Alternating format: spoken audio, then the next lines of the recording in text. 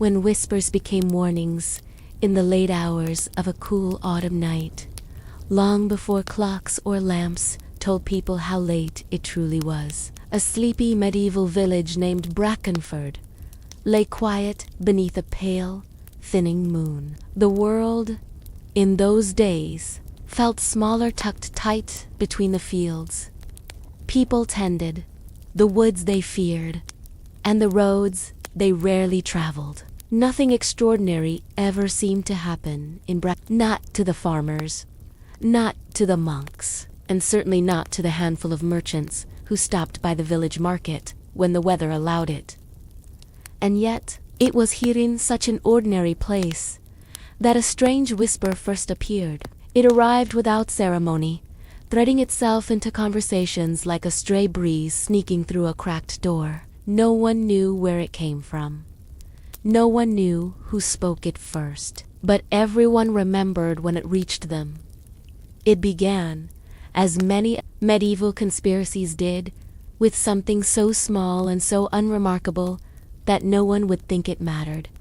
A rumor about light flickering in the abandoned watchtower on the hill. The tower had been empty for nearly 50 years, ever since the old border conflict ended, and the kingdom no longer needed a lookout. Kids dared each other to climb the stones. Adults warned them not to, and the local shepherd simply swore the place was cursed because his sheep avoided grazing near it. But, a curse or not, the tower remained nothing more than a crumbling landmark, a piece of the past the village had outgrown. So when whispers began claiming that a faint light had been seen moving inside the tower, people didn't panic. They didn't panic the second time either. A few shrugged, a few rolled their eyes, and one or two men blamed traveling drunks. But on the third night, when the miller's son insisted he saw not one but two lights dancing around inside the upper chamber, the whisper began to stick. In a world where people feared spirits, saints, and suspicious strangers with equal measure, a strange light in an abandoned tower was enough to stir something ancient inside them. Curiosity mixed with unease, curiosity mixed with the quiet dread that maybe, just maybe, someone was doing something they shouldn't be doing up there. For a while, the whisper stayed harmless. Women talked about it at the well. Men discussed it while sharpening tools. And the local priest muttered that such rumors were the devil's favorite playground. But someone always whispered the same uncomfortable question, the one that slowly pulled the rumor into darker territory. Who would be there? And why at night? That was when the tone began to shift. People no longer treated the whisper like idle gossip. It took on a new shape, one that resembled a warning rather than a curiosity. And warnings, in medieval times, traveled far faster than truth. Soon, more oddities followed. A farmer reported that 2 of his hens had gone missing. Another swore he heard footsteps near his barn long after midnight, heavy ones that didn't belong to any animal. Someone else found a strange sigil drawn in ash along the old road leading up to the tower, just a harmless circle with a line through it, probably made by children, but to a medieval mind, a symbol meant someone was sending a message. By the 7th day, the whisper had grown teeth. People stopped calling it rumor and began calling it trouble. The lights in the tower were no longer strange, but unnatural. The footsteps were no longer unexplained, but threatening. And the missing hens, proof of something, though no one agreed on what. Still, no one dared investigate the tower. Medieval fear wasn't loud. It wasn't dramatic. It was slow, steady, and filled with a humble respect for anything that might endanger the delicate balance between survival and misfortune. And then came the night that changed everything. It began like all quiet nights did, in Brackenford, too dark, too still, and too cold for wandering souls. But just past midnight, the dogs in the village began to bark. Not one or two, all of them. As if they heard something the humans couldn't. Windows were cracked open. People peeked out. Nothing. The barking continued until suddenly, perfectly, it stopped. That silence terrified them more than the noise. The next morning, the blacksmith's apprentice, who always rose before dawn to stoke the forge, walked through the mist and found something lying at the edge of the path that led to the watchtower. A single iron key. Not a normal key.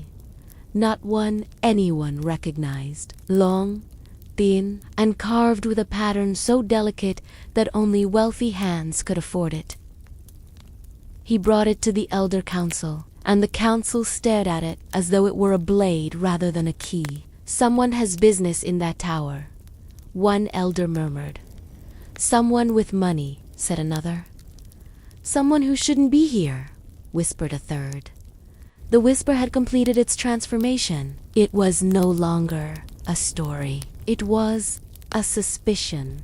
And in medieval times, suspicion was the first ingredient in every conspiracy. Soon, the villagers convinced themselves of many things that weren't proven but felt true. They believed the lights were signals. They believed the footsteps were intruders. They believed the strange key belonged to a nobleman or a spy. And because fear likes to grow roots, they started believing something bigger.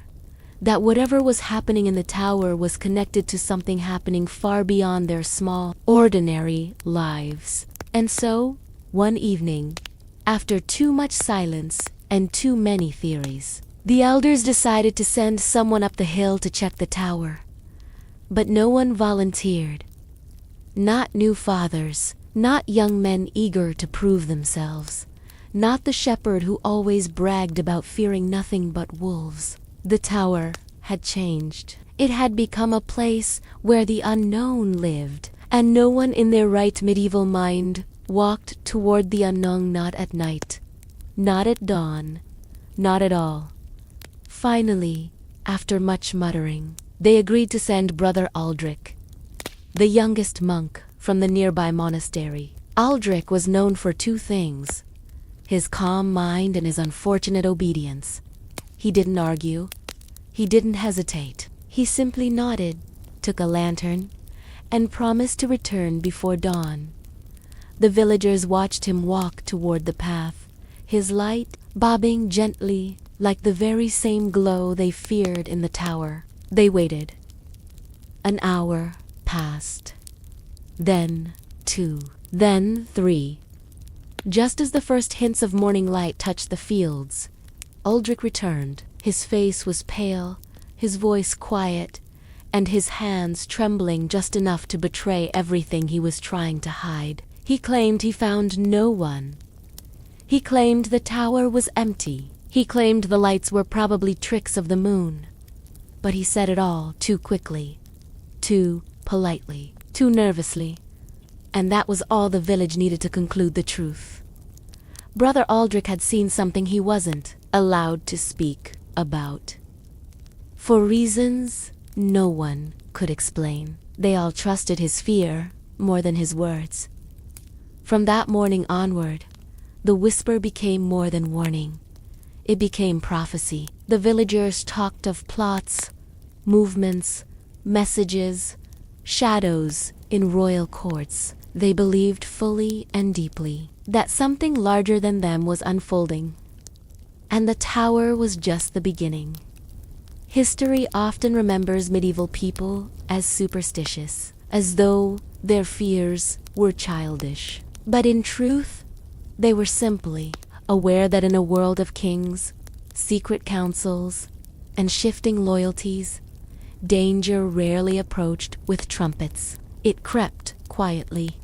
It used shadows. It hid inside abandoned towers on cold autumn nights. And so, the first whisper of conspiracy began not with a crime, not with a battle, not with a discovery, but with a single moment of shared human instinct. Something is wrong here. Something is happening. Something we are not being told. And that quiet sensation, wrapped in doubt and dread, was enough to ignite the first spark of a conspiracy that would soon stretch far beyond pulling monks, merchants, nobles, spies, and entire kingdoms into its widening circle. But that was all still ahead. For now, the villagers only knew one thing. The whispers had become warnings, and warnings, once born, never truly went silent again. A world suspicious of everything except its own beliefs. The uneasy whispers that drifted through Brackenford did not fade with Brother Aldrich's return. If anything, they grew heavier. The way low clouds gather, even when no one sees rain. People tried to resume their routines, mending nets, feeding livestock, preparing for winter, but the village's breath seemed trapped somewhere between fear and curiosity. And quietly, almost naturally, that old medieval instinct resurfaced. Trust what you already believe. Doubt everything else. It was an era where truth traveled slowly, but fear traveled freely. Where people trusted saints they had never seen but doubted neighbors they spoke to daily. Where the world's shape felt fixed, and anything that didn't fit inside that shape must, therefore, be dangerous. In that world, the strange happenings around the watchtower slipped effortlessly into the people's existing beliefs. They didn't rush to question themselves. They questioned everything outside themselves. Because that's how medieval minds survived. And so, the villagers filled the gaps in their understanding with the stories they already knew, half remembered tales of wandering spies, secrets carried in coded lantern light, and nobles who hid their schemes behind the silence of remote villages like Brackenford. What they didn't know was that the world beyond their fields had already been shifting long before the first whisper reached their ears. 4 miles beyond along the winding roads that connected distant towns, travelers had begun speaking of strange movements of armed men riding without banners, of cloaked figures visiting monasteries under moonlight, of messages carried not by messengers, but by symbols carved into tree trunks. And though such stories never reached the rural corners of the kingdom with clarity, the people felt them. They sensed the tremors of something larger, even without hearing the words. That was how medieval conspiracies grew, not from proof, but from atmosphere. One person's fear fused with another's memory, and suddenly, a narrative formed, one that people believed because it felt like something they had always known. That narrative found fertile ground. The elders tried to maintain order. They urged calm, preached patience, reminded everyone that rumors were mud that stuck to all the wrong places. But even they were affected. The key Brother Aldrich had brought back. The lights reported in the tower. The dogs barking in the night, all of it gnawed at them quietly, pressing against the edges of the beliefs they held close. The truth was simple. People trust the stories they grew up with, not the explanations they receive under pressure. Even Brother Aldrich usually, so steady, spent his days quieter than before. He prayed longer, spoke less, and avoided the tower path entirely. The villagers noticed. And noticing, they added his silence to their growing list of suspicions. So the story deepened in the way all medieval stories did, through assumption solidifying into certainty. And then, as if the world wished to prove them right, more signs appeared. At dawn 3 days later, a traveling merchant named Harlan rode into the village. His cart carried wool, spices, buttons, small metal knives, ordinary things. But his expression tight and restless, was not ordinary. He looked over his shoulder too often. He watched the tree line as though expecting something to emerge. When the blacksmith asked what troubled him, Harlan merely whispered, "Strange men on the road."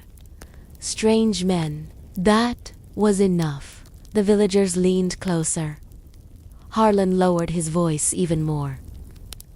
"No banners," he said. "No colors. No crest on their armor." They asked too many questions about nearby towns, about towers, about where monks travel, about who governs what. A chill passed through the crowd. Questions about towers. The villagers exchanged glances, meaningful glances that carried a shared conclusion without anyone needing to say it. The watchtower on the hill was no longer just a local mystery. It was part of something. Something bigger. Something they now felt justified in fearing. Harlan sold his goods as quickly as possible, and though he meant to rest in the village for a night, he didn't. He left before sunset, claiming the roads were no longer safe for sleeping travelers. His departure only confirmed what the villagers already believed. The world outside was hiding secrets, dangerous secrets, and somehow those secrets were brushing against the edges of Brackenford. That night, the tavern filled early. Medieval people had few places to escape their thoughts, and the taverndom, smoky, warm, was the perfect shelter for restless minds. Rumor mingled with ale. Fear mingled with imagination. And slowly, suspicion began to transform into story. A man swore he saw a cloaked figure walking near the river. Another insisted he heard low voices behind the church at midnight. Someone else claimed Brother Aldrich's lantern had turned off too quickly when he returned from the tower, proof that he didn't want people to see his face. None of it was verified. All of it was believed. Because belief was easy, doubt was exhausting. And in medieval life, people were too tired to be skeptical. Across the room, a quiet conversation unfolded between the widow, Mildred, and old farmer Tom. Mildred had always been a superstitious woman. Tom, a practical one. But even Tom looked uneasy tonight. "What do you think it is?" she whispered. He shook his head slowly. "Doesn't matter what I think. The world's changing. You can feel it." "What if it's war?" she asked. "Or something worse?" Tom sighed. "Folk like us don't get warned about war. We just see the smoke once it reaches our fields." That was the heart of medieval suspicion. A sense that powerful people controlled invisible threads, tugging them in ways common villagers would never understand. Mildred leaned closer. "You've lived longer than most. Have you ever seen signs like this?" Tom paused. "Once," he said, "before the old king died. Shadows on the road. Strangers near the monastery. Quiet men asking loud questions. And what came of it? Nothing good." Meanwhile, on the far side of the tavern, the elders sat gathered at a corner table, even though they claimed not to entertain gossip. Their faces were tense. They spoke in low tones. They discussed Brother Aldrich, the key, and whether the monastery should be informed or whether informing anyone would only invite more trouble. "People are seeing patterns," one elder muttered, "even where none may exist." But people didn't start imagining things until after the lights in the tower. Another replied, "And after the Kia," added a third. "Then perhaps we should hold our tongues," murmured the fourth, "because if we speak too much of this, others may hear, and then it won't be rumor. It will be treason. They fell silent not because the conversation ended, but because they understood too well the nature of their world. In a medieval kingdom, speaking about a conspiracy was often more dangerous than the conspiracy itself. Outside, the wind shifted. The village lanterns swung on their hooks. Dogs barked again, but more distantly this time, as though answering a call no human could hear. And still, people trusted their own assumptions more than anything the world might explain to them. At the monastery, the old abbot knelt in prayer, his aged fingers trembling slightly. The younger monks whispered about him, wondering why he seemed more burdened than usual. They did not know he had received a sealed letter 2 days before one. He had hidden under a loose floorboard in his chamber. The letter contained only one line: "Keep watch. They are moving again." Those 3 words had unraveled 20 years of peace inside the abbot's mind. He remembered a different age, when secret orders acted in shadows, when coded lantern signals lit hilltops, when treasonous whispers traveled through holy halls disguised as scripture. He had hoped those days were gone, but the world, as always, returned to its old patterns. And the villagers, unknowingly, were sensing the echoes of something they had no language for, a tension that had been building long before lights appeared in the tower. For now, they clung to the comfort of their beliefs, that strangers were dangerous, that kings hid truths, that symbols meant warnings, that monks knew more than they said, that towers held secret, that coincidences didn't exist. In a world without newspapers, without education, without proof, belief was the strongest tool people possessed. And once belief hardened into suspicion, nothing, not reason, nor explanation, nor silence could break it. Night fell once more. Shadows lengthened. The watchtower stood dark against the horizon. The villagers closed their doors, locked them tightly, and prayed for the kind of sleep that did not bring dreams. Brackenford felt the weight of a world shifting far beyond its borders, a world suspicious of everything except the stories it told itself to survive. And while the villagers huddled in their beds, convinced danger lived just outside their walls, something else quiet, invisible, deliberate moved through the darkness, taking advantage of the very fear that kept everyone indoors. But they would discover that soon enough. For now, suspicion was only beginning to settle, like dust gathering before a storm.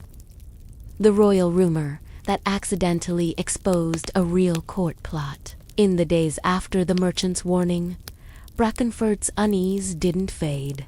If anything, it pulsed more sharply beneath every conversation, every shared glance, every whispered question asked beside hearth fires.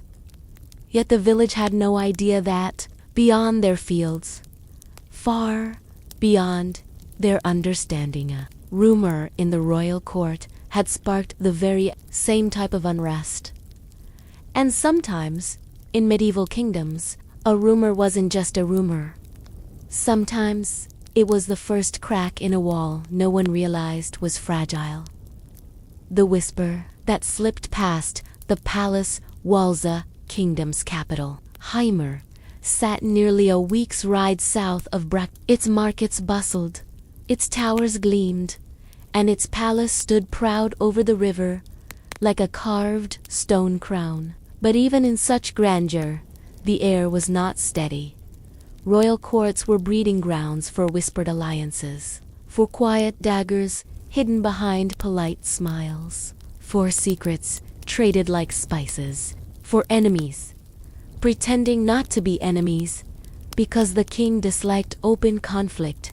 So, when an offhand comment slipped through the palace, corridors one morning, spoken by a low-ranking steward and overheard by the wrong pair of ears, traveled faster than any messenger.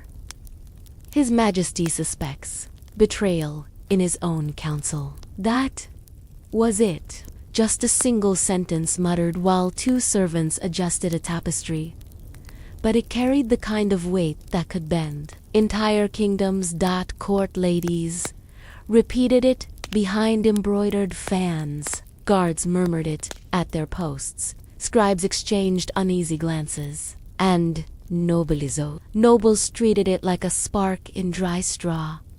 Every man and woman who held influence assumed the rumor must be about someone else, which meant, naturally, they began acting guilty without meaning to. The king, of course, had said no such thing publicly, but in medieval courts, thoughts need not be spoken to be believed, and belief, once formed, became its own truth.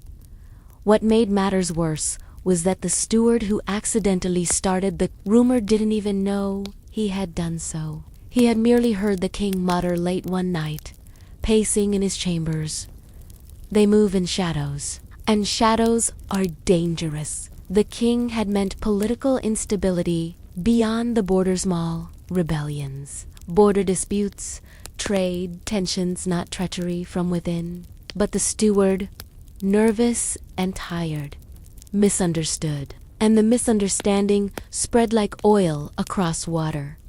That was the spark. The explosion came a week later. The noble who knew too much, without knowing why. Among the nobles who overheard the rumor was Lord Ranald, a man known for his impeccable smile and his unsettling talent for always being near important conversations. Ranald had long believed that the kingdom's council held secrets not disclosed to all its members, and he hated secrets. So when he learned that the king suspected betrayal, Ranald did not dismiss it. He did not question it. He did what ambitious nobles always did. He assumed the rumor confirmed everything he had suspected for years. Thus he began watching people more closely. Not the obvious enemies, not the loud council members, but the quiet ones. Because quiet people in royal courts rarely stayed quiet without a reason. Among them was Councillor Varon, a man whose reputation was spotless, whose voice was calm, whose influence stretched further than anyone realized. And Ranald, with his talent for imagining trouble where none existed, fixated on Varon as the likely traitor. It might have ended there, with Ranald simply making up stories in his own head. But fate, as always, had other plans. The accident that wasn't entirely an accident one evening. Ranald followed Varon through the palace gardens. He hadn't meant to. It was simply one of those coincidences that didn't feel like a coincidence. Varon walked alone, his hood pulled up, carrying a small satchel that clinked ever so faintly. Ranald trailed him at a distance, quiet as breath. Varon reached the far end of the garden, where old stone arches met the high outer wall. There, beneath a half-dead ivy vine, he knelt and opened the satchel. Ranald froze behind a tree. Inside the satchel were marked with the crest of the king's private correspondence. Ranald's heart slammed at the sight. Private letters, hidden at night, carried by a counselor with too soft a voice. He watched Varon slide one scroll deep into a narrow crack between the stones. Then another, 3 in total. But the fourth scroll slipped from his hands and struck a rock with a soft thud, rolling toward Ranald's hiding place. Varon stiffened. Ranald panicked. The two men locked eyes. Across the shadowed garden, two silhouettes, caught in a moment that could change their fates. Lord Ranald, Counselor. Varon, There was no accusation in their words. There didn't need to be .v. RRN slowly stood, dusting his cloak. "These letters," he said calmly, "are not what you think." But Reynold had already decided what they were. The rumor about betrayal, the king's late-night muttering, the strange movement in the capital, and now sealed royal letters hidden behind the wall. Reynold didn't hear Farron's explanation. He only heard what he wished to believe. "I will inform the king," Reynold declared breathlessly. Varen's calm expression shifted into something almost pained. "Don't," he said. "You don't understand." But Reynold did not listen. He ran. And panic, once set loose, does not stop to consider truth. The truth behind the hidden letter journal stormed into the palace, stirring immediate attention. His cloak was torn from running, his face pale, his voice urgent. He claimed he'd caught Councillor Varen hiding royal communications meant for foreign allies. He demanded the guards arrest Varen. He demanded the king be informed at once. That alone would have been enough to cause panic. But what Reynold didn't know, what almost no one knew, was that Varen had indeed been hiding the king's letters. On the king's command. 4 months. The king had been sending coded messages through secret channels, bypassing the official couriers who were compromised. Varen, loyal and methodical, had been storing the copies in places no spy would look.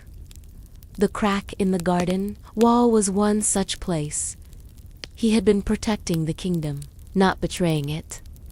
But medieval politics rarely rewarded the truth. And what happened next was the kind of storm no one, not even Varen, could stop.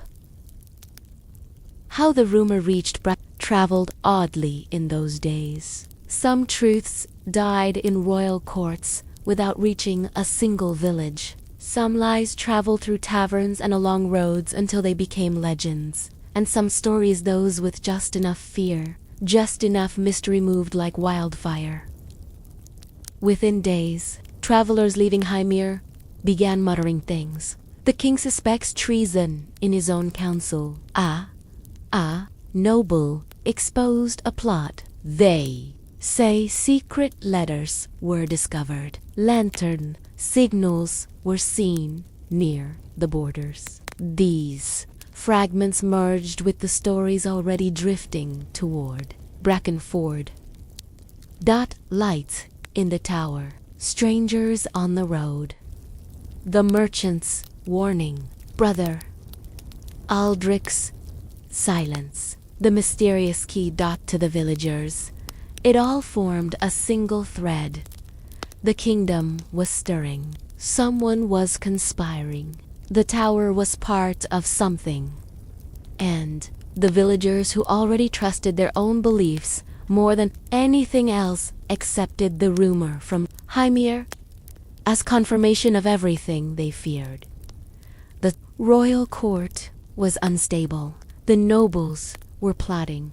Secret letters were being hidden. Enemies were moving. A conspiracy that began with a whisper in a palace corridor had now reached a tiny village far to the north, shaping the fears of people who had never seen a king, never entered a castle, never read a royal letter. They only knew that when the great wheels of power began turning, small villages often felt the weight long before they understood the cause. And as these scattered rumors merged with Brackenford's own troubles, they forged something new. Not just suspicion, not just fear, but conviction. The villagers believed, truly believed, that something monumental was unfolding in the kingdom, and that somehow they stood at the edge of it. They had no idea how right they were, or how wrong, because the truth behind the royal letters, the watchtower lights, the mysterious men on the road, and the strange sigils in the dirt was far more tangled than anything they could imagine. But their part in the story was only beginning. Monks who documented secrets they weren't supposed to know. The monastery at Greystone wasn't famous or wealthy or even particularly beautiful. It stood on a lonely rise above the river Vel, its stones permanently stained by centuries of rain and smoke, its windows narrow and suspicious of the outside world. Travelers rarely stopped there, unless they were hopelessly lost or fleeing something worse than the cold. Yet inside its dim where quills whispered harder truths than any sermon dared speak aloud. A secret history of the medieval world began to take shape, written not by kings, warriors, or scholars, but by monks who were supposed to stay silent. Brother Aldrich always said that parchment had a memory more loyal than any man. Ink does not forget. He'd whisper whenever he dampened the quill. Ink betrays. And maybe that was why. On nights when the wind howled through the cloisters and the candles flickered like frightened witnesses, Aldrich and a quiet handful of brothers wrote down things no monastery chronicle was ever meant to include. Not the weather, not the harvest, not the feast days, but secrets, dangerous ones. Rumors of nobles who died too conveniently, strange disappearances in villages near the king's hunting lodges, whispers of coded letters carried by pilgrims who never prayed, and above all, the uneasy feeling that powerful men believed themselves gods, capable of shaping history simply by erasing it. Brother Rohan had not intended to become part of this shadowed record-keeping. He'd taken his vows young barely. Seventeen thought the life of a monk would be quiet, predictable, and safe. The monastery's walls seemed like the perfect refuge from the chaotic world outside. But the world had a habit of forcing itself in, especially when it came in the form of trembling messengers, arriving at the gate long after dark. One such messenger arrived during a thunderstorm, soaked to the bone and clutching a satchel as though it might save him from damnation. He collapsed before the brothers could even speak to him. When they brought him inside, Rohan noticed two things.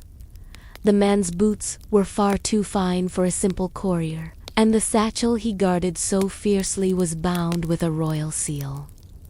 The abbot ordered the satchel stored in his chambers, unopened, until someone from the king's court arrived to claim it. But monks are human, and humans are curious. That night, Rohan caught Brother Aldrich and Brother Marius in the scriptorium, the satchel between them, its seal broken. "Do you want to be exiled?" Rowan whispered, stepping inside with his heart pounding. Aldrich didn't look up. "If the truth exiles us, then so be it." Marius motioned Rohan closer. "You should see this." Inside the satchel was a stack of letters, royal correspondence, but not the kind that ever appeared in official archives. These were Dhaka.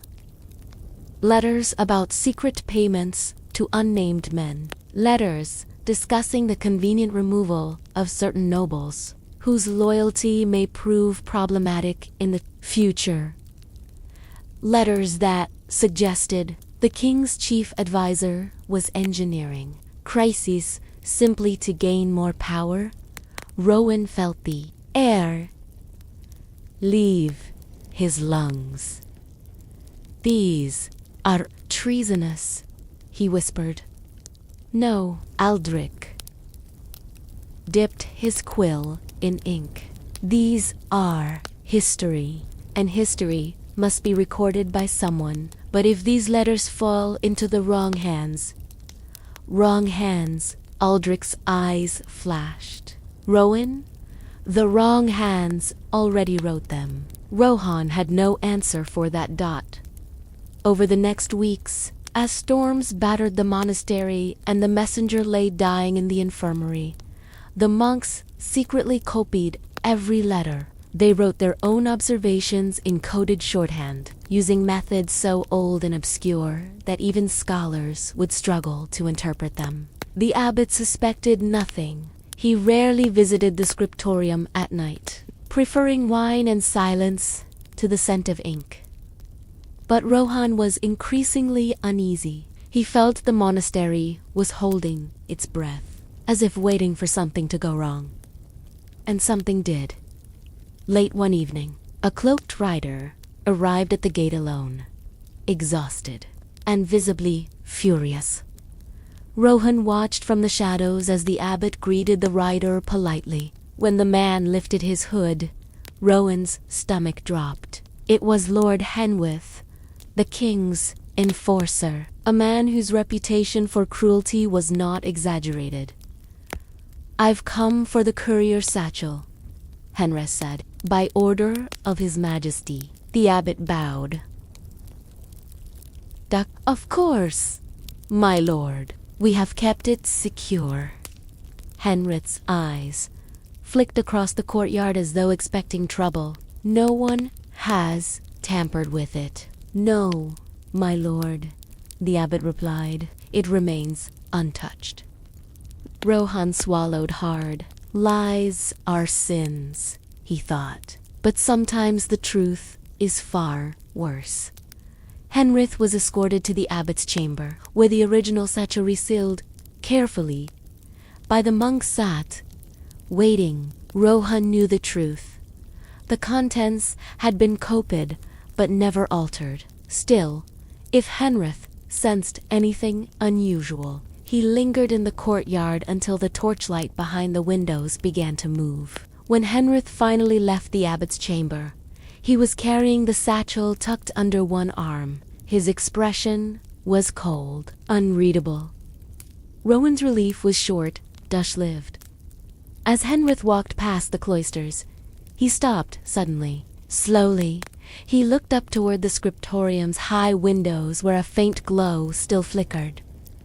"Tell me, Abbot," Henrith said quietly, "do your monks work late into the night?" The abbot hesitated. "Only those tasked with prayers or preparing the next day's manuscripts." Henrith's voice sharpened.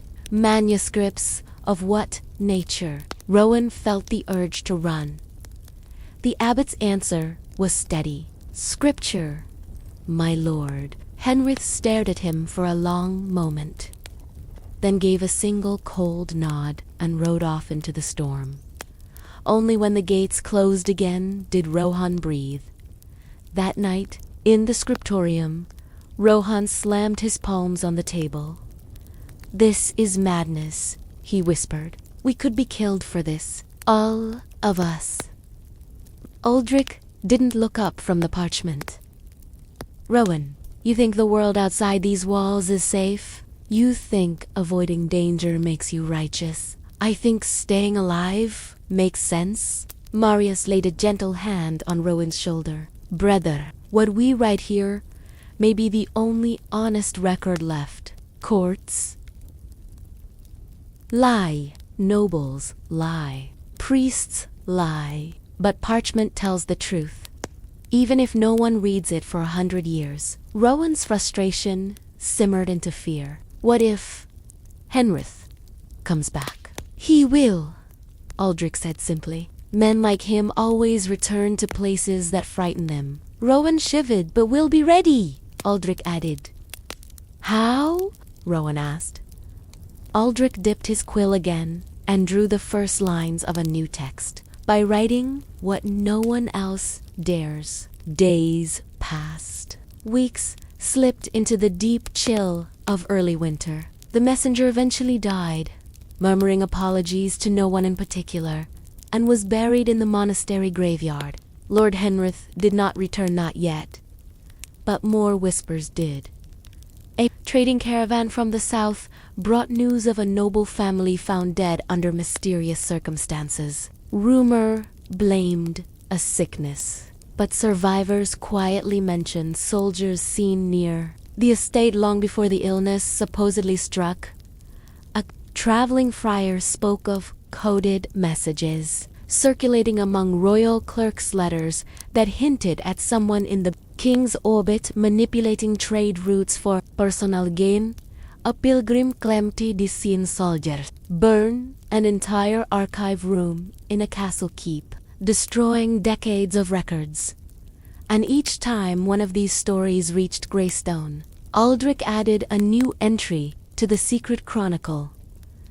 At first, Rohan had feared these writings, but slowly fear turned into something heavier, an awareness that they were documenting a web of corruption far larger than the letters in the satchel had revealed. But then came the night that changed everything. A horse approached the monastery at full gallop, no stopping, no hesitation. Rohan and Marius ran to the gate just as it burst open. And there, slumped over the saddle, was a young royal scribe. He wasn't dead, but he was close. His first words were barely audible. "They're burning the archives, all of them." Everything. Rohan felt ice crawl up his spine. "Who?" Marius whispered. The scribe's bleeding hand gripped Rowan's robe. "The advisor. The king's advisor. He's erasing history. All records that could expose him." Rowan's breath caught. Aldrich's warnings. Their secret work, the letters, they were no longer isolated dangers. This was a purge. The scribe continued, voice fading. "Some of us tried to save what we could. The letters. They but they're killing anyone who." His voice broke. He slumped forward, unconscious. Rowan and Marius dragged him inside, calling for Brother Hell, the infirmary master. As they hurried down the stone steps, Rohan caught Aldrich watching from the shadows. Not afraid, not shocked, simply resigned, as though he had expected this moment all along. That night, with the storm raging and the monastery walls shuddering under the wind, Aldrich gathered the brothers in the scriptorium for the first time openly. "They are destroying the written truth," he said. "But the truth lives here, too." Rohan met his gaze and finally understood. Their task had never been about recording gossip or rumors. It was about preserving the last unaltered history of a kingdom, descending into controlled blindness. "What we write," Aldrich said, "may one day be the only light left." And Rohan, despite his fear, felt something shift inside him, an unwelcome but powerful sense of purpose. The storm outside growled like a warning, or maybe a promise. And somewhere beyond it, Rowan felt certain, Lord Henrith was already riding back. Not for the Satchel, not for a messenger, but for the monks who knew too much. A silent rebellion hidden behind church walls. Morning came slowly to Greystone Monastery, dragging a pale, exhausted light across the courtyard. The storm had passed, leaving behind branches, puddles, and a chilled silence that settled on the brothers like a heavy cloak. But inside the scriptorium, the air pulsed with a tension far stronger than the weather. The young royal scribe, rescued the previous night, still lay unconscious in the infirmary. His fever had worsened, and though Brother Held worked tirelessly to keep him alive, no one was sure whether he would wake, or how much he would reveal if he did. But that uncertainty wasn't what rattled the monks. It was the knowledge that the kingdom was erasing itself. Archives burned, records vanished, voices silenced, letters rewritten or destroyed. Aldrich had said the truth lived inside Greystone's walls, But the brothers now understood the weight of those words. Because if the king's advisor truly feared written history, then the monastery's secret chronicle wasn't just a record anymore. It was an act of rebellion. Maybe the only rebellion the kingdom had left. Brother Rohan stood in the cloister walk, staring at the distant tree line beyond the outer wall. Every shifting branch felt like the arrival of soldiers. Every call of a crow felt like a warning. He whispered a simple prayer, half ritual, half plea for courage.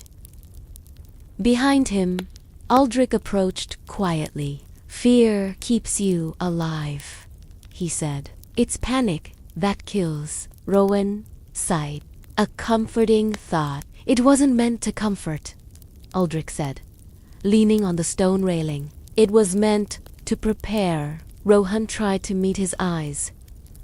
"Aldrich, if Henrith comes back, if he searches the scriptorium, he won't find anything. You don't know that." Aldrich simply smiled.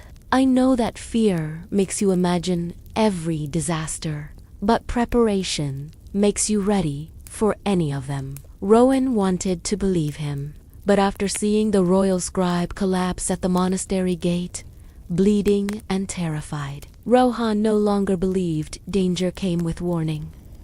Sometimes it arrived silently. Sometimes it arrived already inside the walls. The abbot called a meeting shortly after midday. All the monks gathered in the refectory, rows of brown robes and solemn faces filling the long, narrow room. Even the novices sensed something was wrong.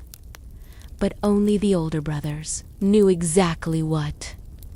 The abbot spoke with his hands clasped tightly, knuckles white. "Last night's events have brought danger to our doorstep. Lord Henry's visit was no coincidence." His throat tightened before he spoke again. "We have been entrusted with something we cannot afford to lose." Rohan felt his stomach twist. He didn't mention the letters. He didn't mention the chronicle. But he didn't have to. Aldrich stepped forward, voice calm. "The truth we hold is not for us alone. If the kingdom's written memory dies, then we must remain its witness." The abbot did not deny it. Instead, he said something Rohan never expected. "We will protect what we have recorded, even if it means defying those who claim divine authority." A murmur rippled through the room.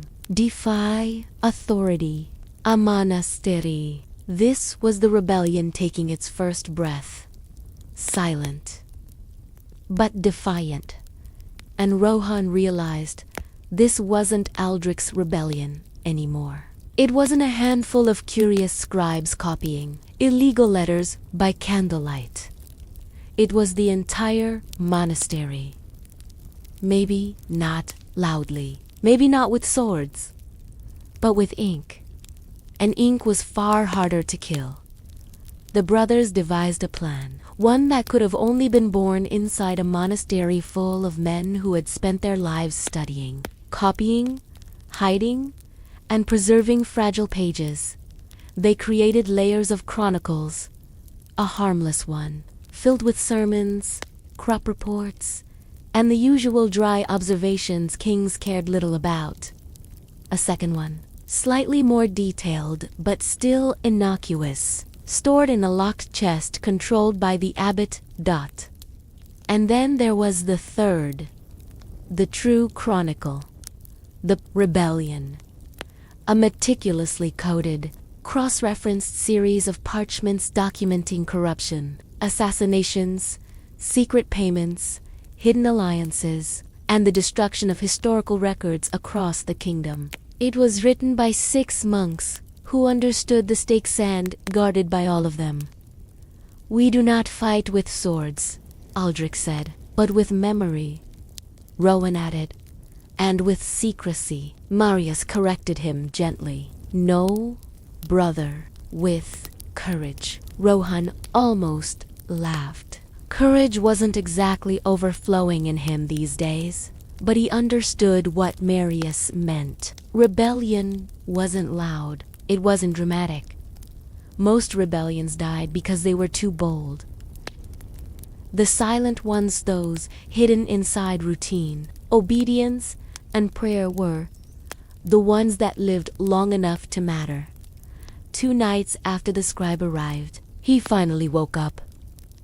Rowan was in the infirmary when it happened, changing the bandages at Herod's request. The scribe's eyes fluttered open, confused and frightened, darting around the room like a hunted animal.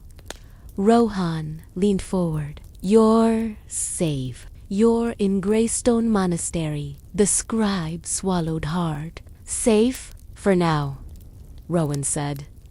The scribe tried to sit up, but winced from the pain.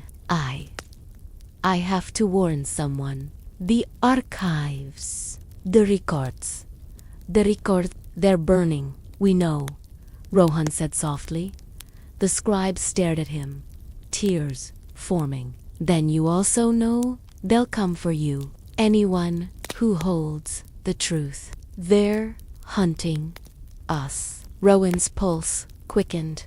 How many others escaped? The scribe shook his head. "Not enough, and none will reach the capital." His eyes locked onto Rohan's with desperate intensity. "Hidden history is more dangerous than any sword. Remember that." Rohan didn't need the reminder.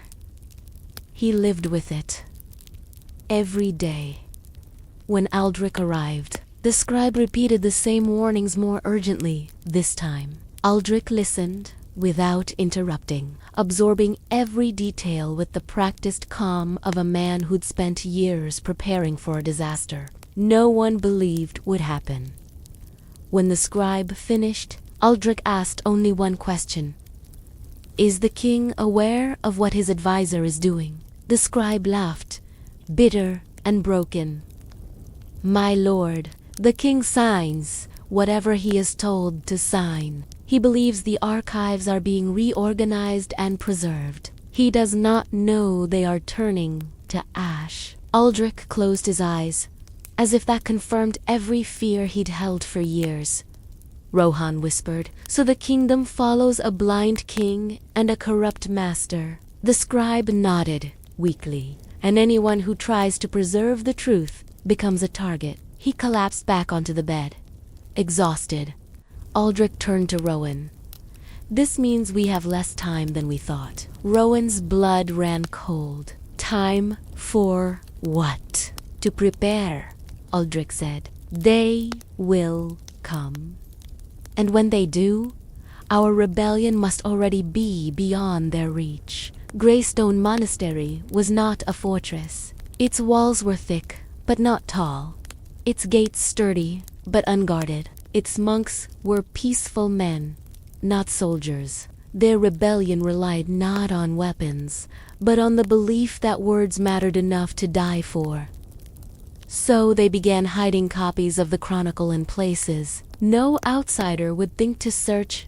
One beneath the altar stone, one inside the hollow of an ancient book spine, one beneath the floorboards of the scriptorium, one sealed inside a clay jar in the crypt.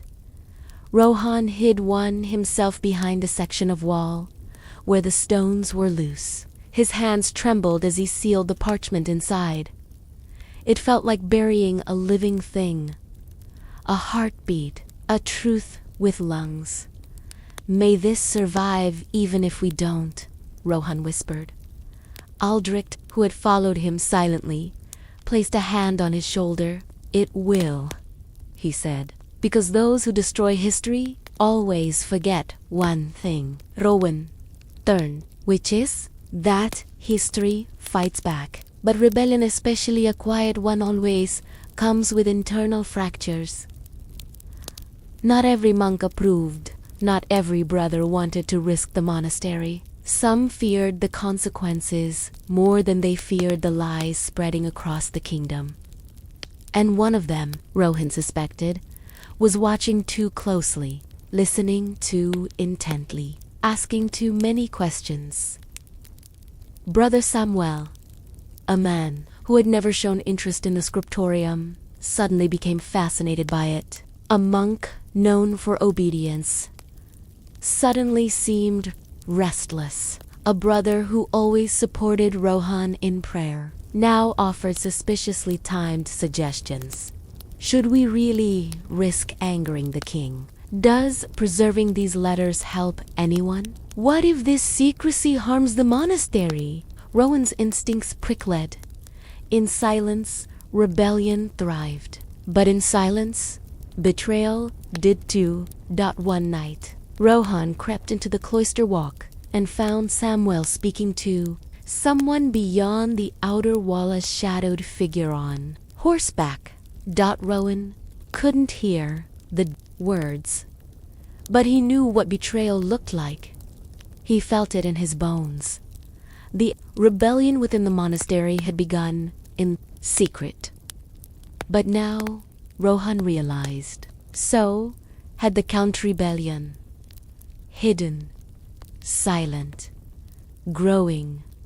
And if the kingdom's advisor had spies inside the monastery walls, then the monks weren't just preserving history anymore. They were racing against those, trying to erase it. The storm wasn't coming. It was already here, and Rowan, for the first time, understood that this silent rebellion might not end inside Greystone's walls. It might begin there. The Merchant Guild mystery that eventually proved true for years. Brackenford's villagers had spoken of the Merchant Guild with the same tone they used for storms. Unavoidable, unpredictable, and carrying power far beyond the reach of ordinary folk. The guild controlled trade routes, prices, caravan protection, taxes, and even the flow of Sultan invisible lifeline in a world without ice or preservation. But despite its influence, the guild was rarely seen as sinister, merely powerful, merely wealthy. That changed the year the caravans stopped coming. It began quietly. 1 month, the guild wagons arrived late. The next month, they arrived half-empty. By winter, a strange pattern emerged. Villages across the region whispered the same uneasy truth. The guild was withholding goods. No one said it openly. No one dared accuse them. But in taverns and marketplaces, hints of the same rumor flickered. Something's happening in the guild halls. They're preparing for something. They know a secret we don't. The king's advisors dismissed these worries as trade fluctuations. The nobles shrugged it off as merchant stubbornness. But ordinary people could feel the shift long before anyone with influence acknowledged it. Prices rose. Salt grew scarce. Iron shipments vanished entirely, and caravans that once traveled wide-open roads now moved with armed guards who refused to speak. The guild denied everything. Of course they did. And that denial made the rumor grow teeth. In the capital, far from Brackenford's modest fields, the guild headquarters dominated the center square, an enormous stone building with tall arched windows and banners, depicting a pair of clasped hands, symbolizing trade and unity. But those hands, some whispered, were clasped too tightly.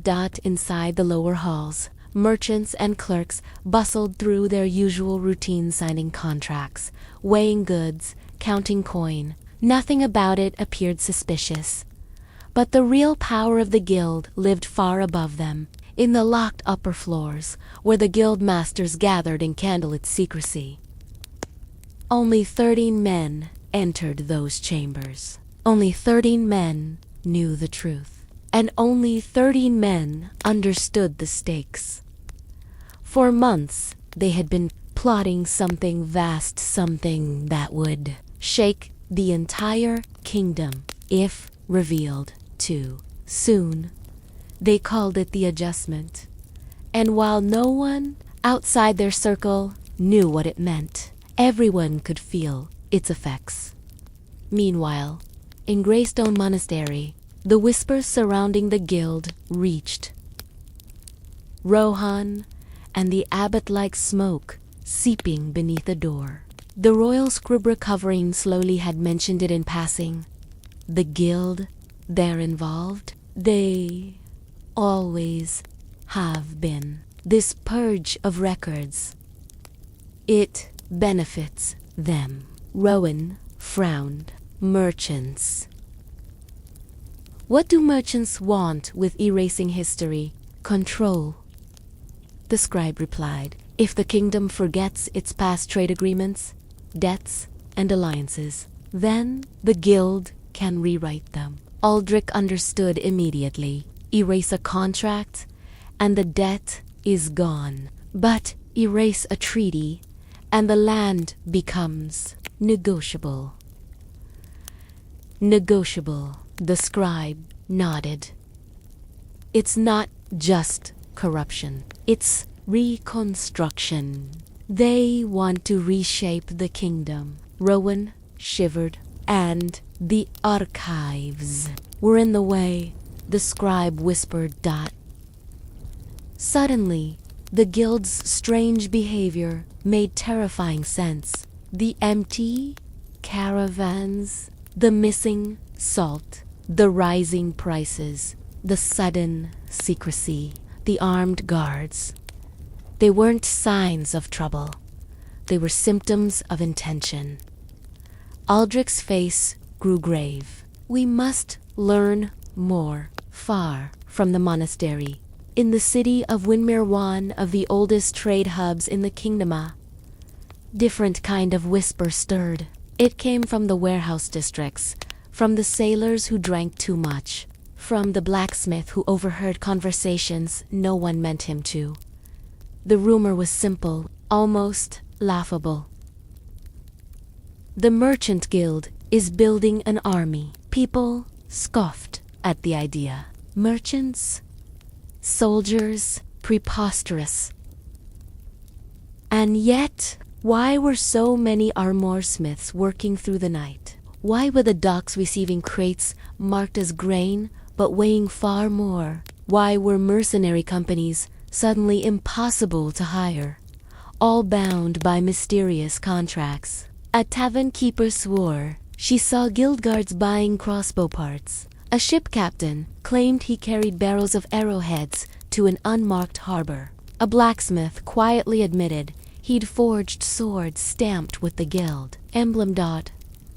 No one wanted to believe it, but belief wasn't necessary. The evidence whispered on its own. Back in the villagers had no idea about armies or politics or secret contracts, but they did understand the fear that came when a merchant caravan passed through town with its wagons covered and its guards tense, refusing to speak to anyone. Children stopped running to greet the traders. Farmers stopped waving at them from the fields. The entire village watched them pass, as if watching a storm cloud roll across the sky. And then, one afternoon, the caravan stopped. Not to trade, not to rest, not even to water the horses, but to ask a question.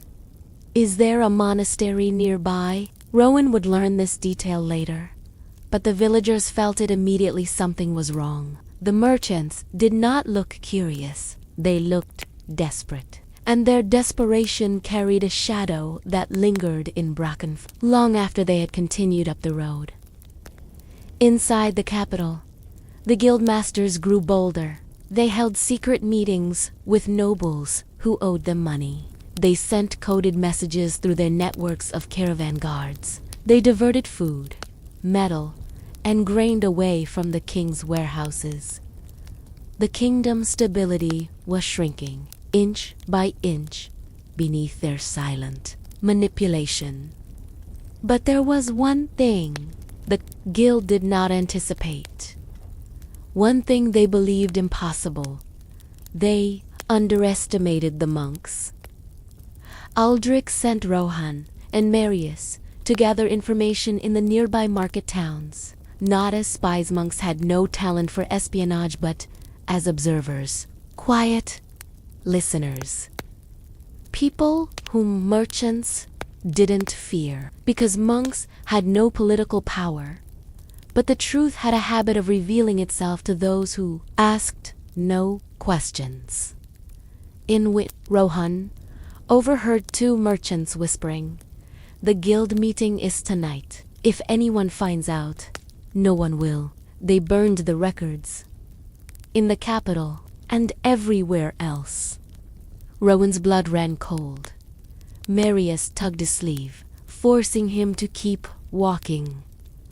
In the next town, they visited a small blacksmith's shop to repair a cracked iron buckle on their mule's harness. While the smith worked, his apprentice muttered, "Strange days. They're making me forge weapons for merchants now." Merchants.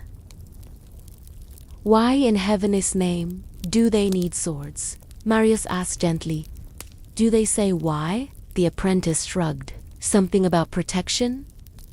And something about the adjustment? Rohan stiffened.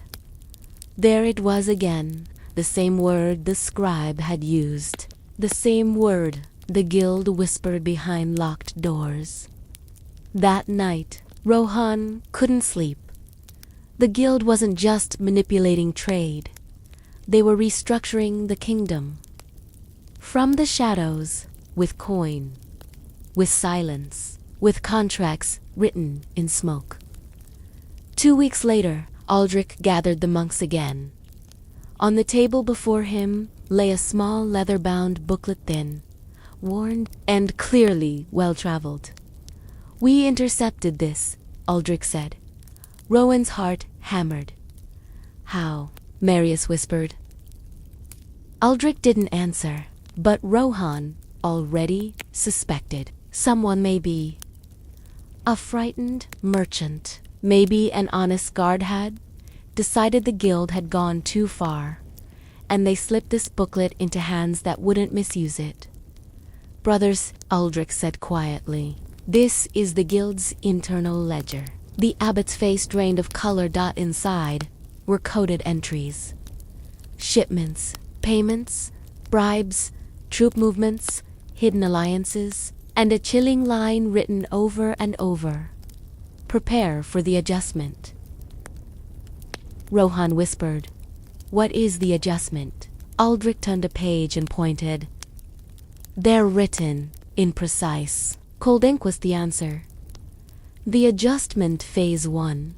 Destabilize the crown's food supply. Destabilize the crown's treasury. Acquire private armed forces. Control documentation of all trade agreements. Phase I, which meant there were more phases. Perhaps many more. The discovery rattled the monastery to its core. For the first time, Rohan felt something sharper than fear. He felt anger. The guild was strangling the kingdom slowly, profit by profit, coin by coin, lie by lie, and those who tried to preserve the true scribes, monks, record keepers, were being hunted. Their rebellion suddenly felt too small, too quiet, too fragile. But Aldrich's voice sliced through the fear. "We now hold proof," he said. "Proof the king never sees. Proof the nobles never hear. Proof that could save the kingdom if we can keep it alive." Rowan whispered. "They will come for it." "They will," Aldrich agreed. "And they will come for us." Aldrich nodded again. "But the truth," he said, "has outlived greater empires than this guild." Far away, in the capital's upper chamber of the Merchant Guild, the masters sat around a long polished table, the tallest among them Guildmaster Rene, at a sealed message delivered less than an hour before. His expression tightened. "The monks know," he said. The room fell silent. No one dared speak. Outside the window, the city bells rang softly in the wind, oblivious to the storm gathering in the shadows. Guildmaster Rennick folded the parchment slowly, with precision. "Send riders," he said. "Burn whatever needs burning, and bring me the chronicle." Rowan didn't know it yet, but the guild had turned its gaze toward Greystone, and the monks' silent rebellion was no longer invisible.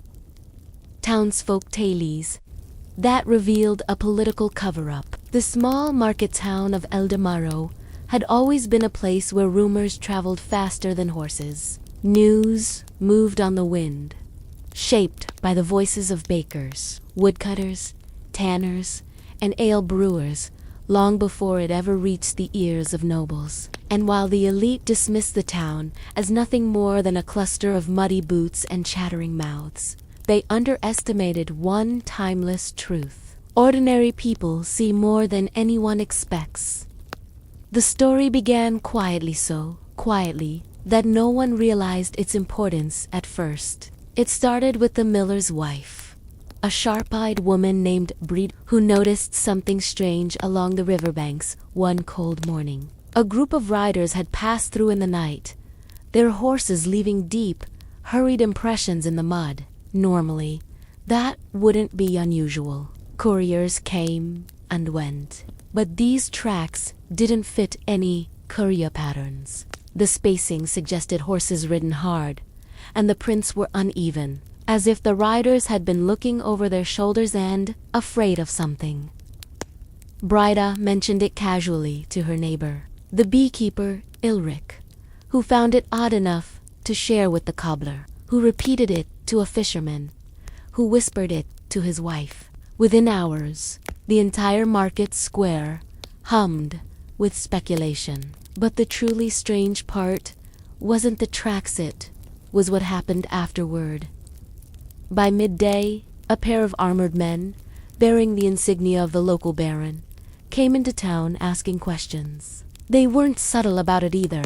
They cornered merchants, interrupted conversations, even barged into the baker's shop, demanding if anyone had seen riders unfamiliar to the region. The townsfolk realized something immediately.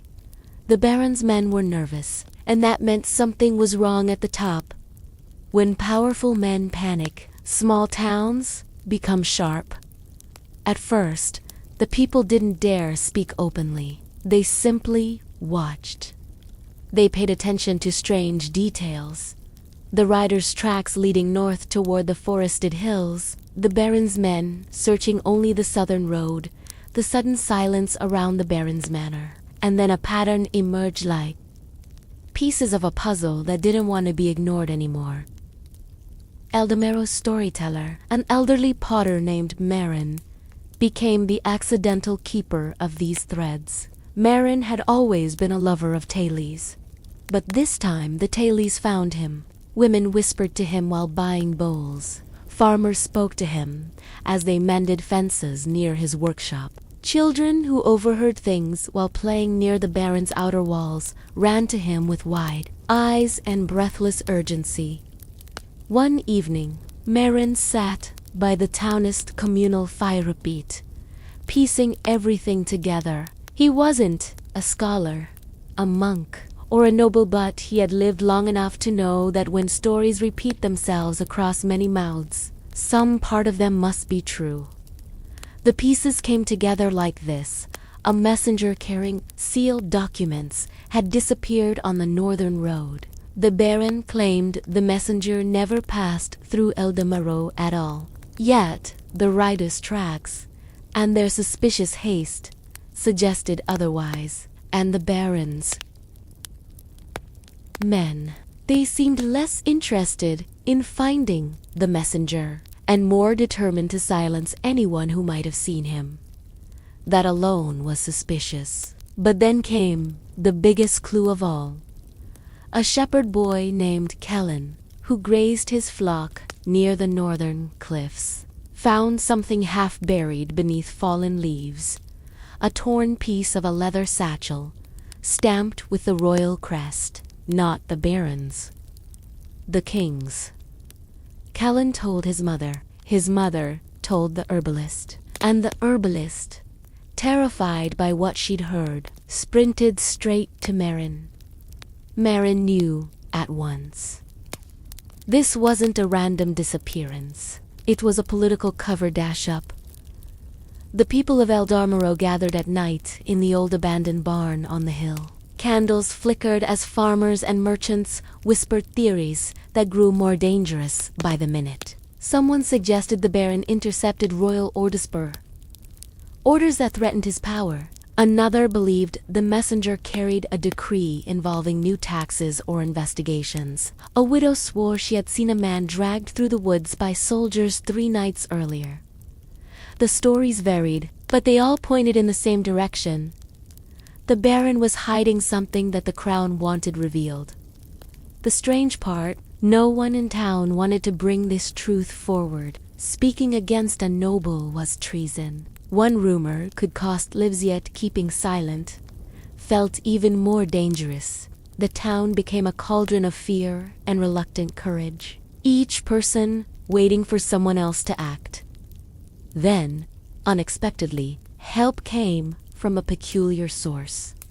The town drunk, old Fenric, who spent his days asleep on barrels and his nights arguing with invisible spirits, stumbled into the barn during one of their secret meetings. Everyone froze. But instead of causing chaos, Fenric spoke with a clarity that none had ever heard from him before. He explained that he had once been a stable hand at the Baron's manor years ago. He knew something about the Barons, past, something about a failed alliance, a betrayal, and a secret debt owed to a rival lord, and the disappearance of a royal messenger. It fit the Baron's old pattern far too cleanly. Fenric's words shifted everything. The townsfolk realized the cover-up wasn't new. It was simply resurfacing. And now, for the first time, they had enough scattered evidence to confirm it. They decided to act not by rebellion, not with weapons, but with stories. Because in a world where information was power and fear was a weapon, the truth was the only defense ordinary people had. So they spread their tales carefully, intentionally, through traveling merchants, pilgrims, and minstrels. Not accusations, just stories. Stories about a messenger who vanished near stories about the Baron's nervous soldiers. Stories about royal documents found in the woods.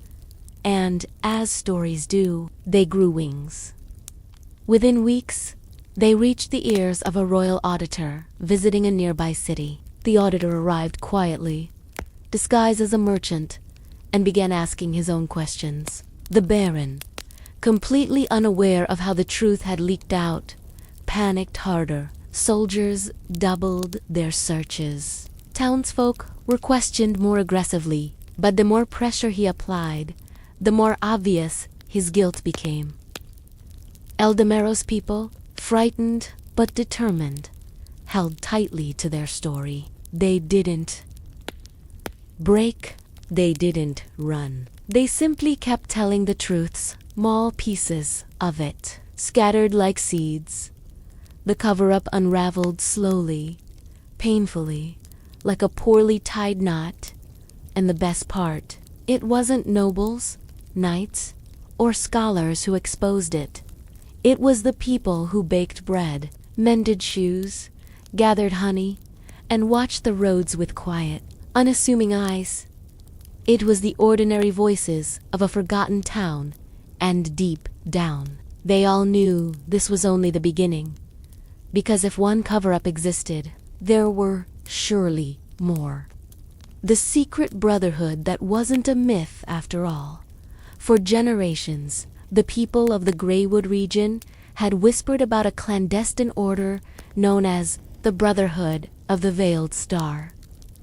Depending on who told the tale, The Brotherhood was either a cabal of mystics, guarding forbidden knowledge, or a ruthless circle of spies hiding beneath the very skin of society. Most dismissed it as nothing more than a fireside fable, a cautionary tale used to frighten reckless children and entertain bored travelers on long winter nights. But myths often start as truths wrapped in careful lies, and in the late autumn of King Aldric's 14th year on the throne, the myths stepped quietly out of the shadows. It began with an old manuscript discovered by accident. Brother Rowan, a monk from the secluded Briarhold Abbey, had traveled to the nearby city of Hartford to exchange manuscripts with another monastery. While reorganizing a stack of neglected codices, he found a slim volume wedged behind a chest. Its leather cover was cracked, its pages brittle. The moment he opened it, dust spiraled into the air like a summoned spirit. Rohan expected a forgotten sermon or a dull record of harvest seasons. Instead, he found sketches, symbols carved with precise strokes of ink, maps of woodland routes no one traveled anymore, and a list of names written backwards in mirrored script. At the bottom of one page was a symbol he recognized but had only ever seen in folklore, a star with its center hollowed out. The veiled star, symbol that wasn't supposed to be real. Rowan's heart beat faster. He wasn't prone to superstition, but something about the manuscript felt wrong, like the book didn't wish to be found. He hid it under his robe and left the scriptorium at once, praying no one had seen the look of shock on his face. Back at Rohan shared the book with only one person, Sister Alino, the Abbey's most brilliant but controversial scholar. She had spent her life gathering scraps of forgotten history and was considered eccentric by those who didn't understand her relentless pursuit of truth. The moment Alinar saw the star symbol, her eyes widened. "You found this in Hartford?" she asked, voice nearly trembling. Rohan nodded. She took a careful breath. "Rohan, this manuscript matches descriptions from 3 separate documents I've studied. Each hinted at a brotherhood that moved unseen through courts, villages, and monasteries." She tapped the page with the star. This wasn't legend. This was structure, organization, purpose. The hairs on Rohan's arms lifted. Alina spent the next weeks decoding the journal. Rowan guarded her door like a loyal sentinel. What they uncovered was nothing short of astonishing. The Brotherhood of the Veiled Star had existed for nearly a century, a silent collective of men and women who believed knowledge should not be hoarded by kings or church officials. They infiltrated archives, copied forbidden letters, tracked the movement of influential nobles, and passed information through coded tapestries, encoded footnotes, and tiny carvings in the wooden beams of taverns. They were historians, spies, truth keepers, and renegades. And according to the manuscript, the Brotherhood had infiltrated the royal court itself. The revelation shook Rohan to his core. He and Alina realized the Brotherhood wasn't just a myth. It was a living shadow woven through the kingdom's political structure. And if the baronial cover-up from Eldamaro was indeed connected, then the Brotherhood might be the only group aware of the greater danger lurking beneath the surface. Yet something else in the manuscript chilled them more than anything. Several names listed belonged to monks, scribes, and scholars Rohan had personally met, some alive, some mysteriously gone. One evening, as Alinar pored over yet another cipher, Rohan stepped outside for fresh air. The courtyard was quiet. The only sound was the soft rustling of vines against the abbey walls. He knelt to pray for clarity, though clarity seemed more impossible with every new discovery. Then he heard footsteps behind him. A hooded figure emerged from the shadows near the cloister archway. Rowan froze. His first instinct was fear, but the figure raised both hands in a gesture of peace. "Brother Rowan," the stranger whispered, "you have questions, and we have been watching." Rowan's throat tightened. "Who are you?" The figure pulled back their hood, revealing the familiar face of Brother Casim, a monk who had left Briarhold years earlier to join a pilgrimage. Except now his eyes looked different, sharper, older, where the Brotherhood does not appreciate being uncovered, Cassian said. "But your intentions appear aligned with ours." Rohan took a cautious step back. "You're part of them." Cassian nodded. "Have been for many years. And now you must listen carefully, because the manuscript you found is not merely a record, it is a warning. A royal conspiracy stretches farther than you suspect. Powerful men hide their treachery in plain sight. And we, the Veiled Star, are the only ones still guarding the truth." Before Rohan could respond, a liner burst from the scriptorium with the manuscript clutched to her chest. When she saw Cassian, she stopped dead. Her face went pale. "You," she whispered, "you're real." Cassian raised a hand. "There is little time. The King's Council is compromised. Messages have been intercepted. And your discovery tonight puts you both in danger." Rowan exchanged a look with Alanir, a silent mixture of fear, resolve, and disbelief. "Why tell us all this?" Alanar asked. Cassian's expression softened. "Because myths only remain myths when no one digs for the truth. You dug. And now you must decide whether to step back or step inside the shadows. With us." The torchlight flickered across the courtyard, casting long shapes on the stone ground, the kind of shadows that seemed to swallow truth and lie alike. Rohan swallowed hard. The Brotherhood was real. The manuscript was real. And the conspiracy they had stumbled upon was larger and darker than anything they imagined. And suddenly, the world didn't feel medieval and distant anymore. It felt immediate, alive, breathing down their necks. The night deepened, and with it, the sense that everything was changing.